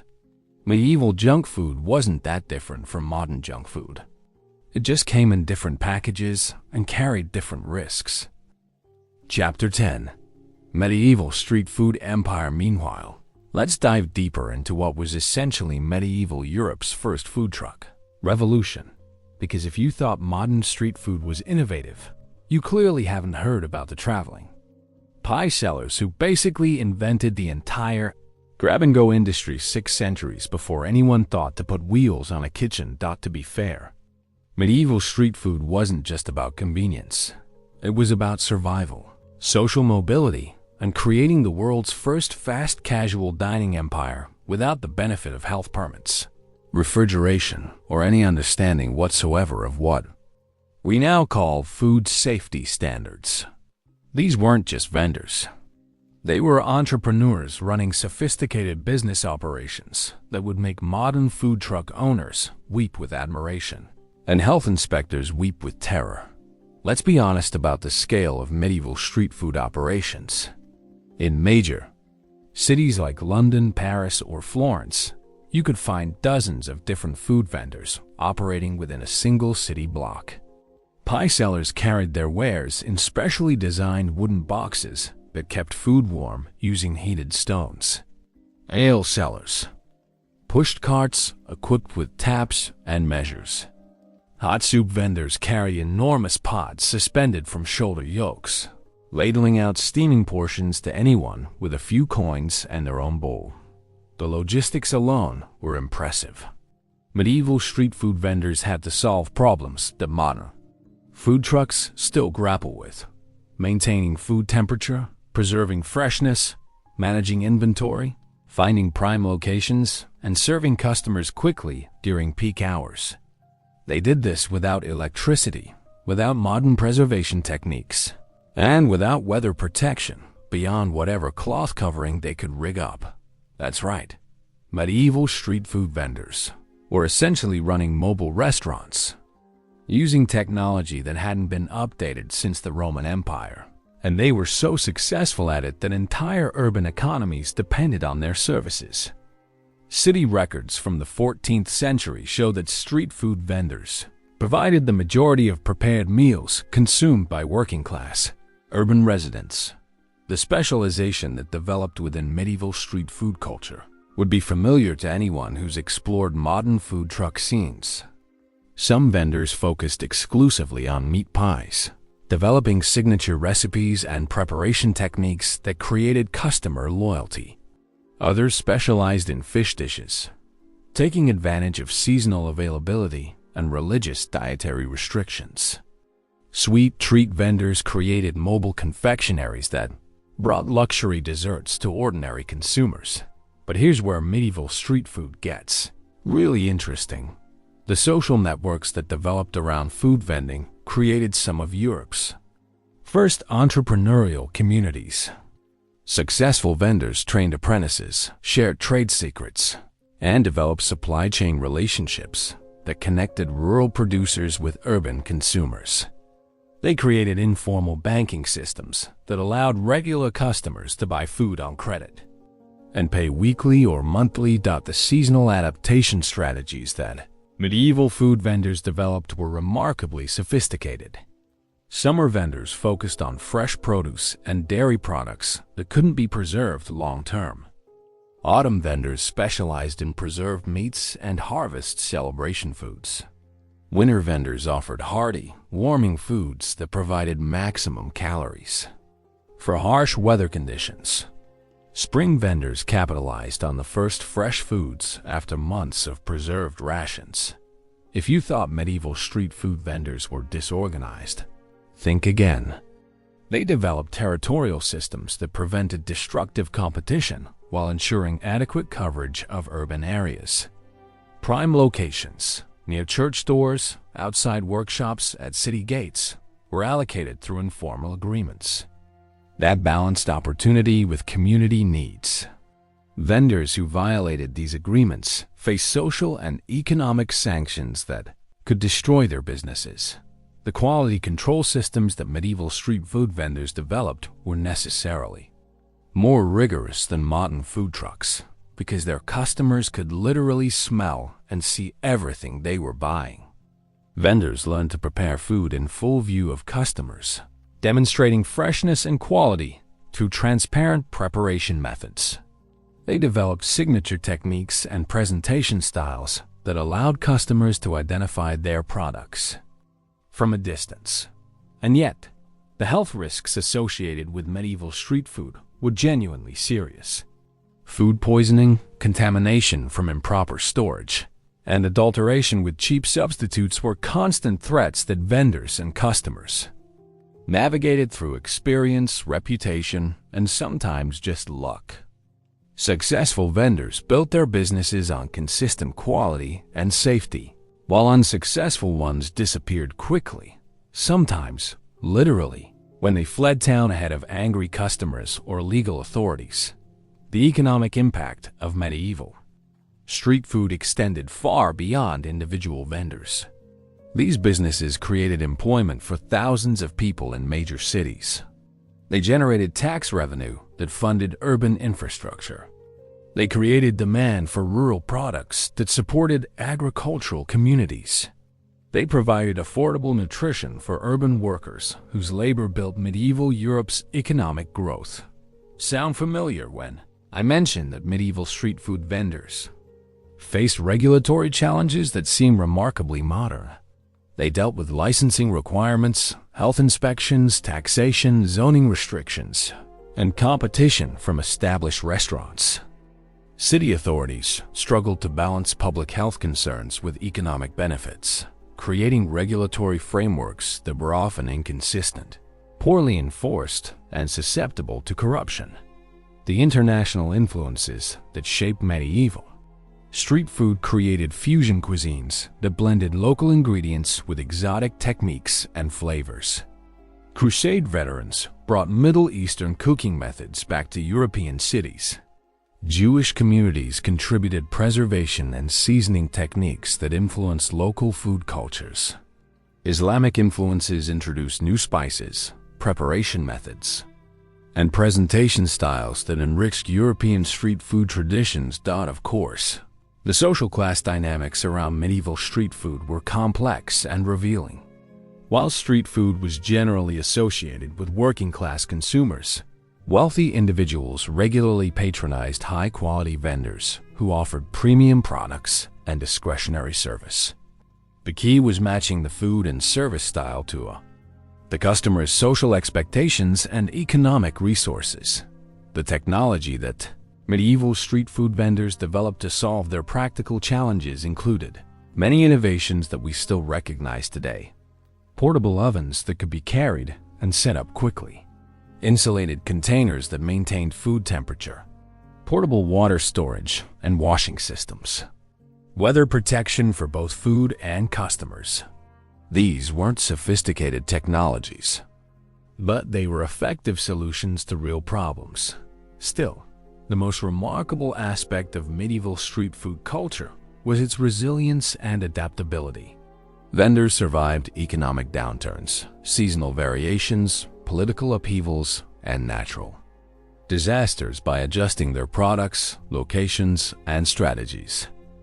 They created flexible business models that could respond quickly to changing conditions while maintaining core services that communities depended on. The cultural impact of medieval street food extended beyond simple meal provision. Street food vendors served as news sources, social coordinators, and community connectors who facilitated communication and relationship building within urban neighborhoods. They created informal gathering spaces where people from different backgrounds could interact over shared food experiences. By the later medieval period, street food culture had evolved into a sophisticated industry with professional associations, quality standards, and established career paths. Master vendors trained apprentices in techniques that had been refined over generations.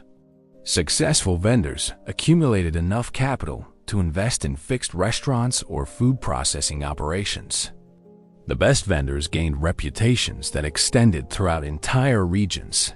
Meanwhile, the documentation of medieval street food culture through legal records, tax documents, and literary sources provides detailed insights into urban life that wouldn't otherwise have survived.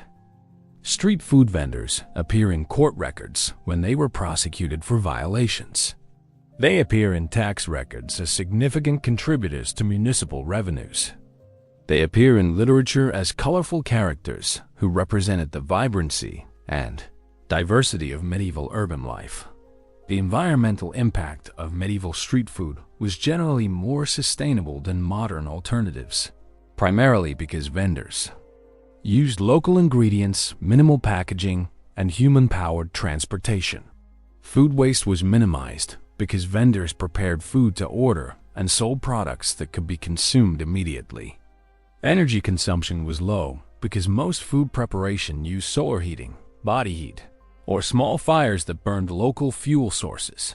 The innovation cycles that drove medieval street food development created continuous improvement in products, services, and business practices. Successful vendors constantly experimented with new recipes, preparation techniques, and service methods to attract customers and maintain competitive advantages. They responded to customer feedback, seasonal changes, and economic pressures by adapting their offerings while maintaining core business principles. The supply chain relationships that medieval street food vendors developed connected urban food service with rural production in ways that supported both urban and rural economies. Vendors created demand for agricultural products that provided income for farmers. They developed preservation and transportation techniques that extended the reach of rural producers into urban markets. They created feedback systems that communicated urban food preferences to rural suppliers.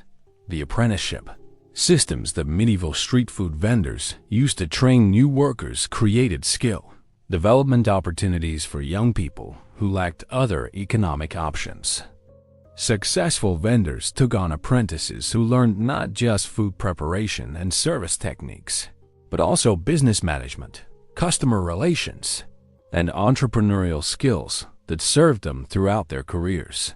The seasonal employment patterns that medieval street food created provided flexible work opportunities for people whose primary occupations were seasonal or irregular. Agricultural workers could supplement their income during slow farming periods by working for street food vendors. Craftsmen could take temporary food service jobs when their primary trades were slow. Students and young people could earn money while learning valuable skills. The crisis response capabilities that medieval street food vendors developed made them essential components of urban resilience systems. During famines, street food vendors could quickly adapt their offerings to available food supplies and provide affordable nutrition to vulnerable populations. During emergencies, they could rapidly mobilize to provide food services in areas where normal food systems have been disrupted. The cultural exchange functions that medieval street food vendors served connected local communities with broader regional and international food traditions. Vendors who had traveled or who served diverse customer bases introduced new flavors, preparation techniques, and food customs to local populations. They served as informal cultural ambassadors who facilitated the spread of culinary innovations across geographic and social boundaries. The financial services that medieval street food vendors provided filled important gaps in medieval economic systems. Their credit systems allowed customers to maintain nutrition during temporary financial difficulties. Their savings and investment practices provided capital formation opportunities for people who lacked access to formal banking systems. Their business networks created informal insurance systems that helped vendors survive economic downturns and personal emergencies. Let's be clear about the lasting legacy of medieval street food culture. It established patterns of urban food service, entrepreneurial innovation, and community connection that persist in modern food systems. The food truck revival of recent decades isn't creating something new. It's rediscovering and modernizing approaches to mobile food service that medieval vendors pioneered centuries ago. The same human needs for convenient, affordable, flavorful food that drove medieval street food culture continue to drive modern food service innovation. The social entrepreneurship that characterized medieval street food vendors, their ability to create businesses that serve both individual economic needs and broader community needs, provides models for modern social enterprise that combines profit with purpose. Medieval street food vendors understood that their success depended not just on individual profit maximization, but on creating value for their communities and maintaining relationships that supported long-term sustainability. And ultimately, medieval street food culture demonstrates that innovation, entrepreneurship, and community service around food are fundamental human capacities that emerge under diverse conditions and persist across centuries. The medieval street food vendors who created Europe's first mobile food service industry were driven by the same creativity, determination, and community focus that motivate modern food entrepreneurs. Their legacy reminds us that great food culture emerges not just from advanced technology or abundant resources, but from human ingenuity, hard work, and commitment to serving others well. Chapter 11. Medieval Meal Timing. Let's be clear about something that might shock modern audiences. Medieval people accidentally invented intermittent fasting, meal timing strategies, and circadian eating patterns that modern nutrition science is only now rediscovering. But they did it out of necessity, religious obligation, and economic constraint rather than wellness trends. And their results were both more dramatic and more dangerous than anything you'll find in a modern diet book. Medieval meal timing wasn't determined by personal preference or convenience. It was controlled by religious law, seasonal availability, economic resources, and social hierarchy in ways that created eating patterns so complex they'd require smartphone apps to track properly. The medieval day was structured around prayers, work cycles, and food availability in ways that naturally created extended fasting periods, followed by concentrated eating windows. That's right, medieval people were practicing time-restricted eating, seasonal fasting, and metabolic flexibility centuries before anyone understood the science behind these practices. But they were doing it in a context where getting the timing wrong could mean the difference between thriving and literally starving to death. The religious calendar that governed medieval life created fasting and feasting cycles that would make modern intermittent fasting enthusiasts look like casual dieters. Lent meant 40 days of restricted eating that eliminated entire food categories and reduced overall caloric intake. Advent brought another fasting period.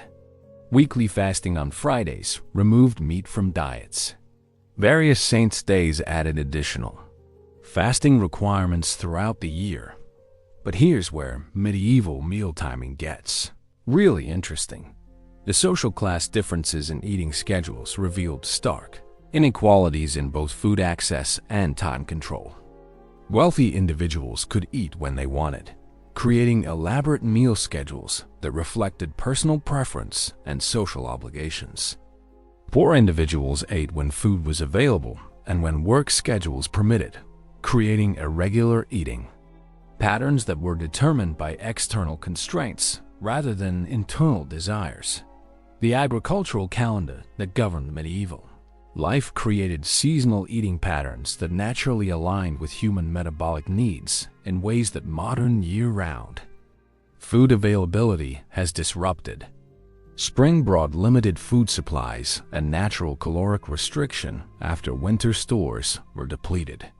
Summer provided abundant fresh foods and increased physical activity. Autumn brought harvest feasting and preparation for winter scarcity. Winter created natural fasting conditions and reduced activity levels.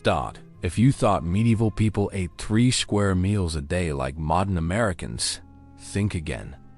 Medieval eating patterns were much more variable and often involved 2 main meals with occasional small snacks depending on availability and circumstances. The timing of these meals shifted with seasons, work demands, and religious requirements in ways that created metabolic flexibility that modern consistent eating schedules often disrupt.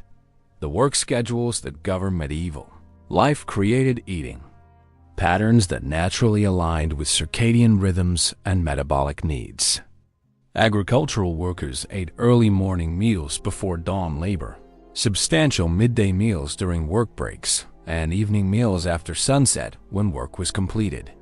Urban craftsmen ate around their work schedules, which varied by trade and season.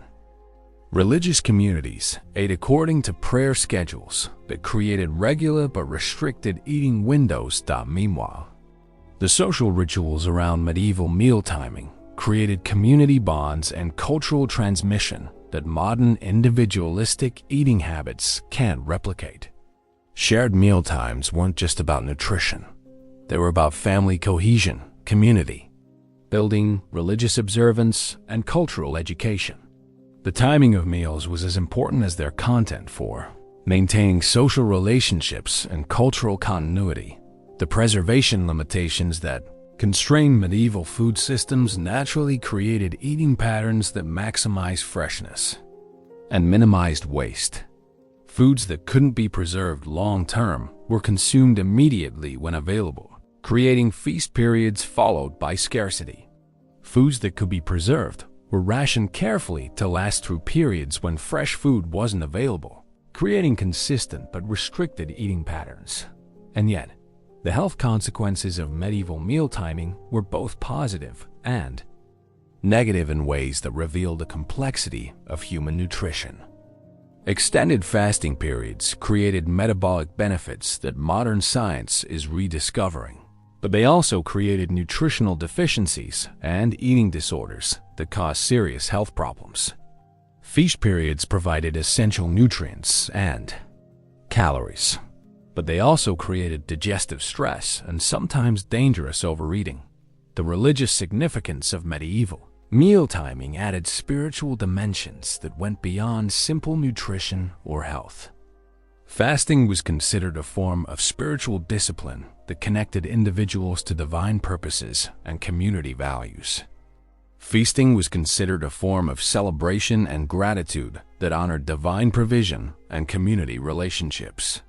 The timing of meals was integrated into spiritual practices in ways that modern secular eating habits don't replicate. Of course, the economic constraints that shaped medieval meal timing created eating patterns that were often determined more by necessity than by choice. Poor families ate when they could afford food, creating irregular eating patterns that were driven by income fluctuations rather than nutritional or health considerations. Wealthy families could afford consistent meal timing, but their eating patterns were often determined by social obligations rather than metabolic needs. The international trade that brought exotic foods to medieval Europe created seasonal availability patterns that influenced meal timing and food choices. Spices arrived with trading caravans at specific times of year. Preserved foods from distant regions became available when transportation conditions permitted. Fresh foods from different climates arrived, according to growing seasons and transportation schedules that created natural variation in diet composition and meal timing.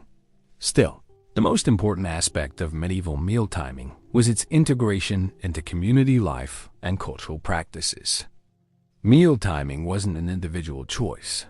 It was a community practice that connected people to shared schedules, common purposes, and mutual obligations. This created social accountability and support systems around eating patterns that modern, individualistic approaches often lack.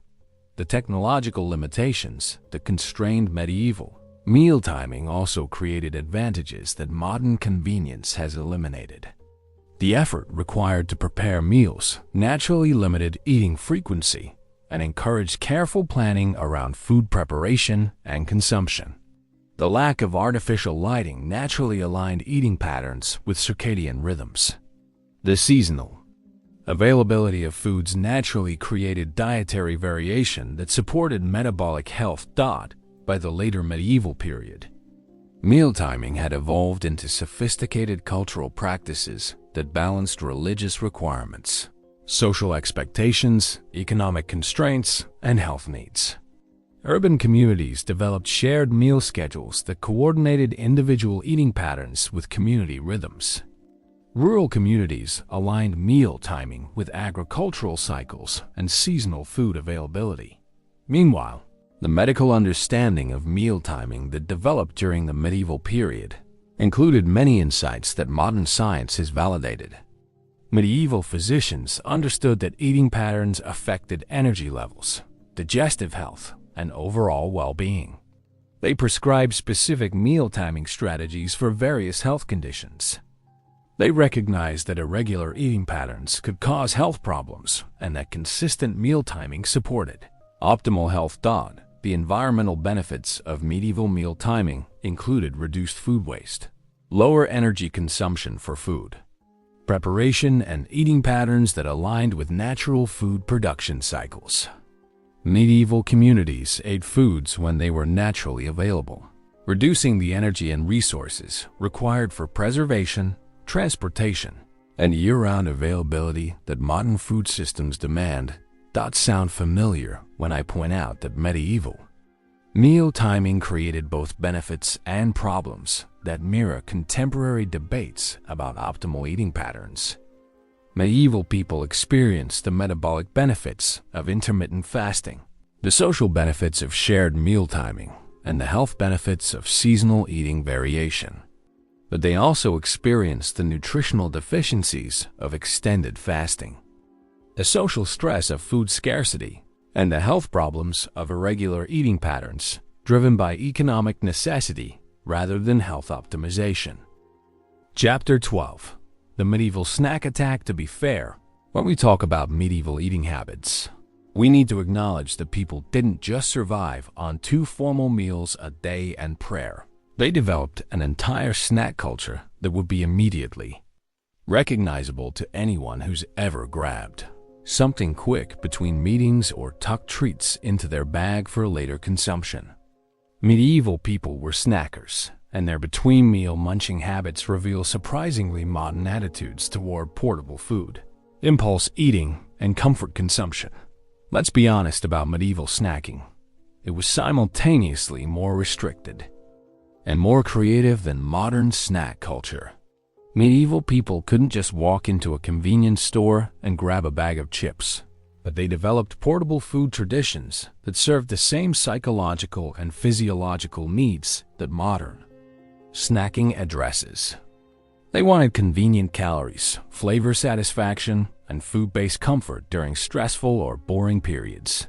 Just like we do today, the most common medieval snacks were what we'd recognize today as trail mix, combinations of nuts, dried fruits, and sometimes honey or preserved sweeteners that provided concentrated energy in portable packages. Almonds, walnuts, hazelnuts, and chestnuts were combined with dried apples, pears, figs, and dates to create custom energy blends that could sustain people through long working days or travel periods.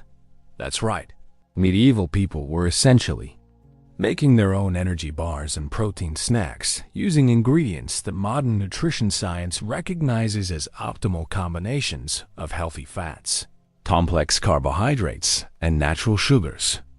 They weren't following scientific dietary guidelines. They were following practical experience about what foods provided sustained energy and satisfied hunger between meals. The bread culture that dominated medieval nutrition naturally created snack traditions around different types of small breads, biscuits, and crackers that were designed for between-meal consumption. Hard biscuits that could last for weeks without spoiling became standard travel snacks. Sweet breakfast bread served as mid-morning treats. Savory herb breads provided flavorful afternoon snacks that complemented whatever drink was available. But here's where medieval snacking gets really interesting. The social rules around between-meal eating were complex and revealed class distinctions, religious attitudes, and cultural values that determined who could eat what, when, and where. Wealthy individuals had access to elaborate snack foods that poor people couldn't afford. Religious authorities had opinions about whether snacking represented gluttony or reasonable sustenance. Different regions had different cultural attitudes about appropriate snacking behavior. The seasonal availability of snack foods created anticipation and celebration around particular treats that were only available at specific times of year. Fresh berry season brought opportunities for immediate consumption and preservation for later snacking. Nut harvests provided winter snack supplies. Early spring brought the first fresh herbs and greens that could be consumed as revitalizing snacks after months of preserved food. If you thought medieval people were disciplined about only eating at mealtimes, you're wrong.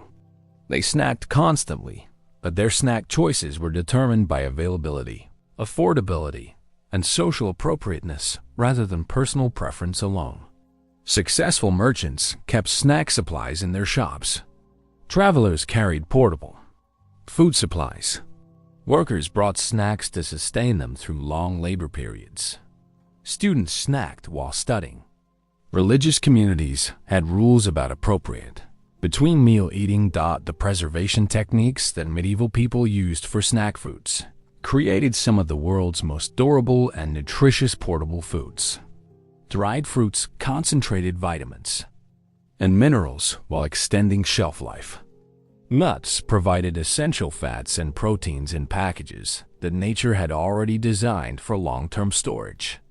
Salt-preserved vegetables created savory snacks that provided essential minerals and satisfied salt cravings. Meanwhile, the international trade that brought exotic ingredients to medieval Europe created luxury snack markets that catered to wealthy individuals who could afford imported treats. Candied ginger from Asia, preserved citrus peels from the Mediterranean, exotic nuts from distant regions, and rare dried fruits from tropical climates became status Simple snacks that demonstrated wealth and international connections. The medicinal properties that medieval people attributed to various snack foods created markets for functional snacking that promised specific health benefits beyond basic nutrition. Certain nuts were believed to improve memory and cognitive function. Specific dried fruits were prescribed for digestive problems. Herbal preparations were consumed as snacks that provided medicinal benefits while satisfying between-meal hunger. And yet, the quality control challenges that affected medieval snack production were significant and sometimes dangerous. Dried fruits could harbor mold or insect contamination. Nuts could become rancid during long-term storage. Preserved vegetables could develop harmful bacteria if preparation or storage conditions weren't optimal.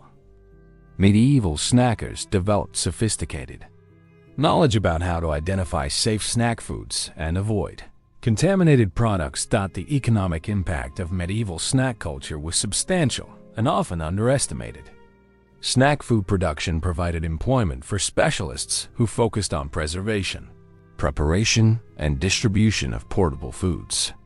Snack food sales generated significant revenue for merchants who understood the market demand for convenient, tasty between-meal options.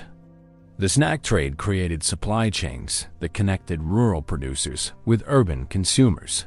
Of course, the religious attitudes towards snacking varied significantly and influenced medieval snack culture in complex ways. Some religious authorities viewed between-meal eating as evidence of gluttony and lack of spiritual discipline. Others recognized that sustained physical labor and long prayer periods required nutritional support that formal meals couldn't always provide. Religious communities developed their own snack traditions that balanced spiritual discipline with practical nutrition needs. The regional variations in medieval snack culture reflect local food availability, cultural preferences, and economic conditions that created distinctive snacking traditions throughout Europe.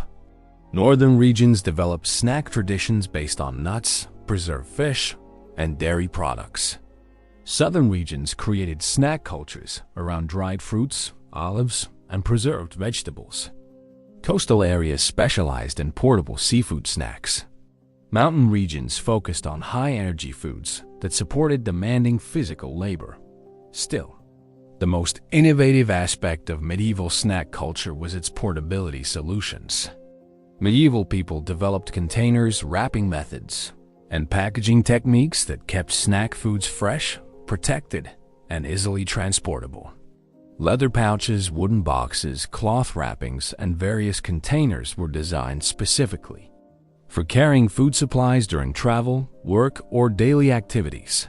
The social aspects of medieval snacking created sharing traditions and community practices that modern individualistic snacking habits often lack. Snack foods were commonly shared during group activities, offered to guests as hospitality gestures, and distributed during religious or social gatherings.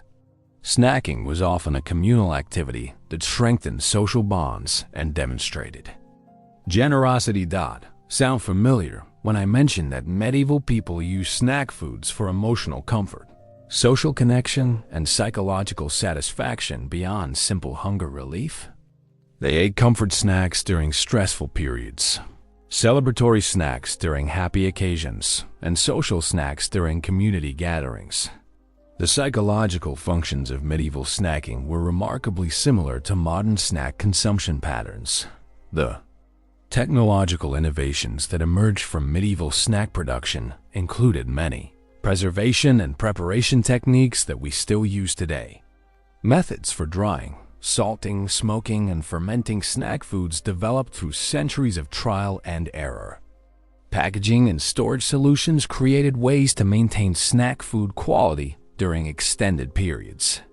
Distribution systems connected snack producers with consumers across long distances. By the later medieval period, snack culture had evolved into a sophisticated industry with specialized producers, quality standards, and established distribution networks. Urban markets featured Snack food vendors who offered variety and convenience for busy city residents.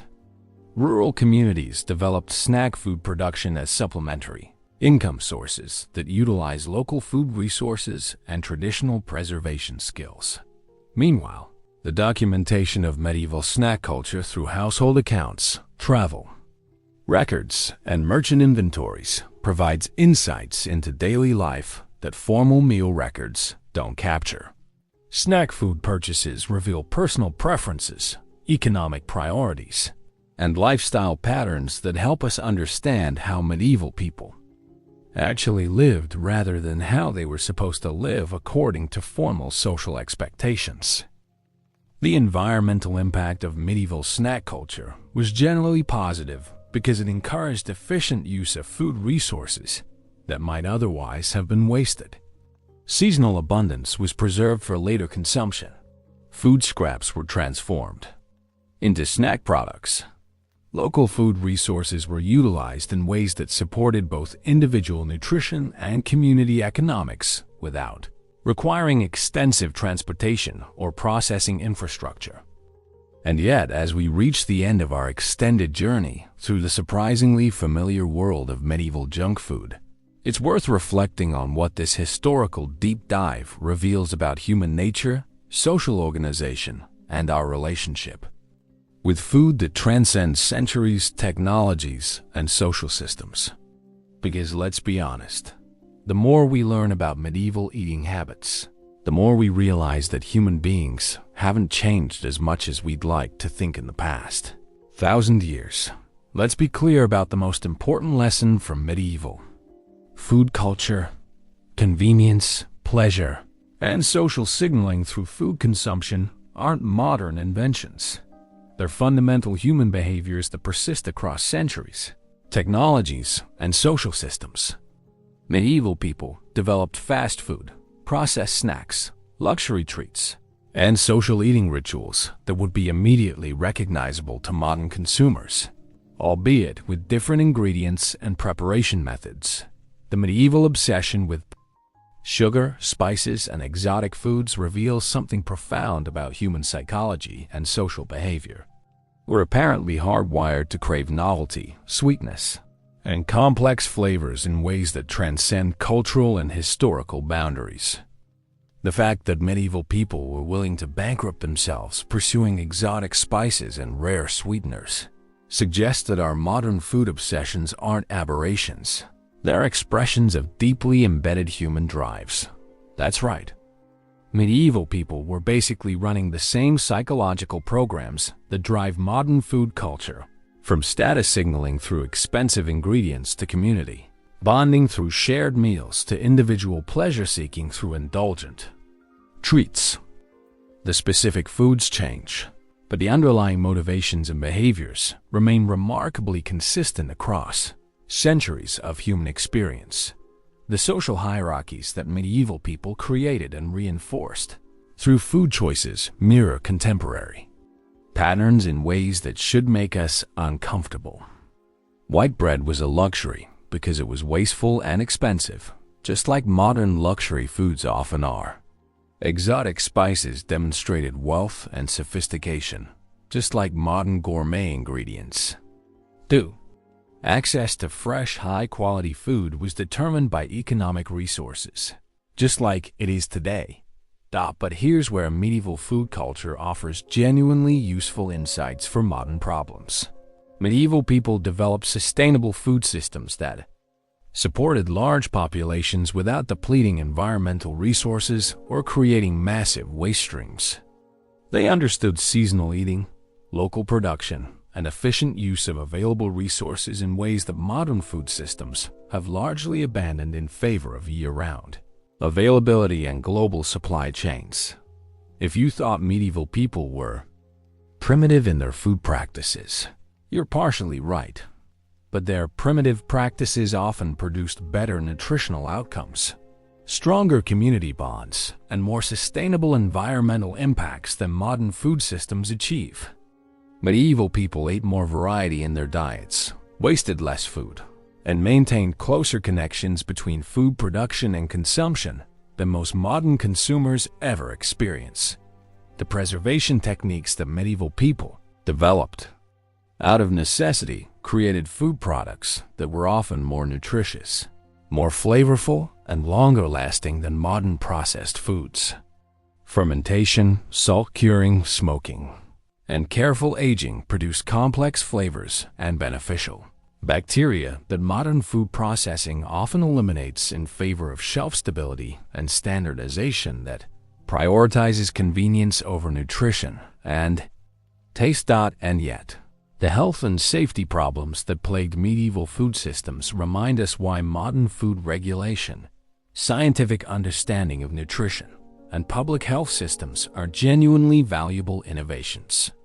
Medieval people died from preventable food-related illnesses, suffered from nutritional deficiencies that we can easily address, and faced food safety challenges that modern systems can largely eliminate through proper oversight and scientific understanding. The international trade networks that medieval people created around food products pioneered globalization patterns that we still follow today. The same human drives that led medieval merchants to risk their lives transporting spices across continents still motivate modern food companies to source ingredients globally and create international supply chains that connect distant producers with consumers worldwide. Of course, the environmental impact of medieval food systems was generally more sustainable than modern alternatives, but this was primarily due to technological limitations and smaller population sizes rather than conscious environmental planning. Medieval people depleted local resources, caused deforestation, and created pollution when they had the technological capability to do so. Their environmental sustainability was often accidental rather than intentional, driven by necessity rather than ecological awareness. The social eating rituals that medieval people developed around taverns, festivals, and community meals created forms of social connection and cultural transmission that modern societies have largely lost in favor of individualistic eating habits and fast-paced lifestyles. Medieval people used food as a medium for storytelling, relationship building, and cultural education in ways that modern eating habits often can't replicate due to time constraints and social fragmentation. Still, the gender dynamics, class inequalities, and social hierarchies that medieval food culture reinforced remind us that traditional food systems weren't necessarily more equitable or just than modern alternatives. Medieval food culture reflected and reinforced social inequalities that caused real suffering and limited human potential in ways that modern systems, for all their flaws, have largely improved upon through democratic governance and social progress. The religious and spiritual dimensions of medieval food culture created meaningful connections between daily sustenance and larger questions of purpose, community, and transcendence that modern secular food culture often lacks. Medieval people understood eating as a sacred act that connected them to divine creation, community welfare, and seasonal cycles in ways that enriched their daily experiences and created deeper meaning around basic biological necessities. By examining medieval food culture honestly, acknowledging both its innovations and its problems, we can develop more nuanced perspectives on modern food challenges and opportunities. Medieval people faced resource constraints, technological limitations, and social pressures that forced them to develop creative solutions to food problems. Some of those solutions are still relevant today, while others remind us why modern innovations were necessary and beneficial. Meanwhile, the human stories embedded in medieval food culture, the enterprising street vendors, the creative preservation specialists, the community feast organizers, the international spice traders, remind us that food systems are always about people making decisions, taking risks, and trying to improve their lives and their communities. The same human creativity, ambition, and care that drove medieval food innovation continues to drive modern food culture and will drive future food system development. The technological innovations that emerged from medieval food necessities fermentation techniques, preservation methods, cooking technologies, distribution systems laid foundations for modern food systems that we often take for granted. Medieval people solved problems that modern food systems still grapple with, often with remarkable ingenuity and effectiveness that modern technology has enhanced rather than replaced entirely. Sound familiar when I point out that medieval food culture was simultaneously more sustainable and more dangerous, more community-oriented and more hierarchical, more creative and more limited than modern alternatives. It should, because these contradictions reflect the complexity of human social systems and the difficulty of making simple judgments about historical versus contemporary practices without considering context and trade-offs. Let's be honest about what medieval food culture really teaches us. Human beings are remarkably adaptable, creative, and resilient when faced with constraints and challenges. Medieval people created rich, complex, and often delicious food cultures despite technological limitations, resource constraints, and social systems that seem restrictive to modern perspectives. They found ways to create pleasure, community, and meaning through food despite circumstances that would challenge modern consumers, accustomed to convenience and abundance. The lesson isn't that we should return to medieval food practices. Many of those practices were genuinely problematic, and some were dangerous. The lesson is that human creativity and resilience around food are constants that persist across time and circumstance. Medieval people faced their food challenges with the same intelligence, creativity, and determination that modern people bring to contemporary food problems, and future generations will bring to whatever challenges they inherit from us. And ultimately, that's what makes medieval food culture worth studying and understanding.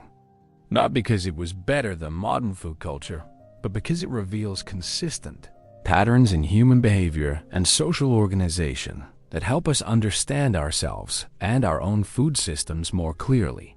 Medieval people were us, dealing with different circumstances but driven by the same fundamental needs and desires for sustenance, pleasure, community, and meaning. So the next time you grab fast food, indulge in luxury ingredients, or share a meal with your community, remember that you're participating in traditions that stretch back centuries and connect you to countless generations of people who faced similar choices and made similar decisions. Medieval junk food wasn't that different from modern junk food. It just came in different packages and carried different risks, but served the same human needs for convenience, pleasure, and social connection. That continuity across centuries suggests something hopeful about human nature and social systems. The same creativity and adaptability that allowed medieval people to create rich food cultures despite serious constraints can help modern people address contemporary food challenges and create more sustainable, equitable, and enjoyable food systems for the future, while learning from both the successes and failures of past approaches. The final lesson from medieval junk food culture might be the most important one. Food is never just about nutrition. It's about identity, community, pleasure, status, creativity, and meaning. Medieval people understood this instinctively, and their food cultures reflected the full complexity of human social life. Modern food systems, for all their technological sophistication, sometimes lose sight of these deeper dimensions of food culture that make eating a fundamentally human experience rather than just biological necessity. So as you navigate your own relationship with food, whether you're grabbing a quick snack, planning a special meal, or thinking about food policy and sustainability, remember the medieval people who faced similar challenges with different tools. They remind us that human beings are remarkably good at creating meaning, pleasure, and community around food, regardless of the constraints they face, and that this capacity for creativity and adaptation is one of our species' greatest strengths. And with that thought, I'll leave you to contemplate your next meal with perhaps a bit more appreciation for the long history of human food culture that it represents.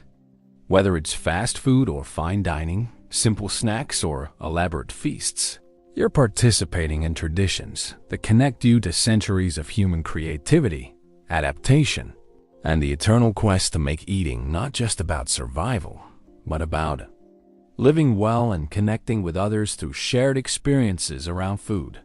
Thanks for joining me on this extended journey through medieval food culture.